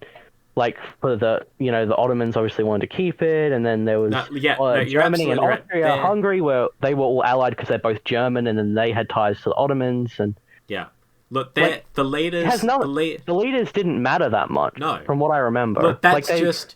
The fact they were cousins didn't matter, that much at all. That's just to simplify it for a general audience, because... like, we can all agree, World War One made absolutely no sense. Absolutely no sense, in terms of its motivations. So, a general audience is going to think, why is this happening? I mean, of course, we know that the secret organization's running it, but Like, on a political level, why are they agreeing to this war? And it's easier to say, oh, they grew up with each other and they all hated each other, and it's a childhood feud. I don't think they interacted that much. No. In real life. Like, no, I don't think they knew each other. I know that Tsar Nicholas and the English king liked each other and they looked very similar, but, like, they didn't grow up together. You know what I mean? Like, it's a very strange choice. I get why, I guess you're right, like, it does make it simpler, but it just really irks me because it simplifies the whole war, and, like, I don't know, royalty, but it made them all seem very dumb and, like, very selfish, which, like, I don't know enough about them, but that seems like, I don't know, maybe a bit dismissive of, like, everything that was going on. But do we want to do ratings or no? Like, I think I keep forgetting we're meant to do these at the end of every discussion, but I think it's becoming a tradition now. Let's do it at the end. Yeah. So general ratings of the first film on IMDb is 7.7. Originally I might have agreed, but I feel like now it's more like 6.5 because I just saw there's so many things weird with the plot, and I don't. But it's still like a decent film. Maybe that's harsh. Maybe I'm just jaded because I've seen it twice now. I don't know. But then for the second one, that has to be a 4 or a 4.5. Like, surely. I just see so many problems with the plot. It annoys me so much, and like the way that it ruins its emotional impact with comedy. Every like criticism people have of like Phase 4 Marvel feels like this is much worse. You know what I mean? And then for the final prequel, I guess I'd give it a... no, you know what? I'll give it a 6 because I like all of the World War One stuff with the family and the moral... Like, the movie we could have had, but it's dragged down by all of the problems that they actually put into the film. You know what I mean? Yeah. Yeah. I kind of feel like I have to try and justify myself now because I'm going to be a bit high after what you've said. So I'd give the first movie a 70%. So, you know, just kind of, just really average. Okay. It's fine. You're very close to the real IMDb numbers. Both of them got like a 6.6. I would give the second movie actually a 65. But you like the fight scenes? And because it's just like, if you switched your brain off, like, it's just fine. It's just like junk food entertainment, you know? You know it's not doing anything for you, but it's fine. It's passable. You're probably more accurate because you've only watched it once, so your reactions are fully raw. I watched the first two like a month ago, so I'm probably a bit too mean. I don't know. You kind of came in with rose-tinted spectacles and, you know, you set yourself up to be disappointed. I didn't have any expectations. Yeah. Anyway, and I'd give the prequel a 60%, I think. Interesting. I would... So you're saying that as an experience, the prequel is worse than the second one? Honestly, I could see that just because the prequel is like more depressing, but with like not that much to like. There's the other problems don't like make it like a good depressing. If that makes sense. There's so much potential with the prequel, but like it's messed up. So it, like, yeah, like I feel like the first one was like could have like. Sorry, it's like it's the start of something, and it could have been the start of something really good. But no, it's actually like the peak of the experience. I don't know if I said this earlier, but to me, this entire trilogy just feels like baby's first spy movie. I don't know. Like, if you've never seen a spy movie before, you'd think, oh yeah, this is pretty cool. But like relative to everything that's come before and after it, it's not that special. Let me think. The only other spy movie I think I've really seen is bits of... What is that old British one? I can't even remember. Austin Powers, and I didn't even watch the whole thing. And I watched... I'm not proud to admit that I watched and enjoyed Central Intelligence, but I haven't watched it for like 4 years. I watched it for like 4 years. So I was a bit young, so I don't know. It might be shit now. And I also don't like The Rock these days, so it might be ruined. Look, we're going to watch Central Intelligence next episode. I'm going to call you stupid the whole time. No, because then I will say why it's bad now. But do you have it? What's your actual pick? Have you figured it out? Since the episode will actually come out the first week of November, but we will be watching it around Halloween, end of October. So I reckon we do a classic, the Evil Dead trilogy. Okay, well, I've never seen them, so that sounds good. And next time, for the none of you who have made it this far, we may have a potentially long-time new co-host joining us next episode. So get excited. Now, oh my god, how do you want to end this? Have you got anything in mind? Any rants? Make sure to subscribe to Sweet Tripod and watch every single video.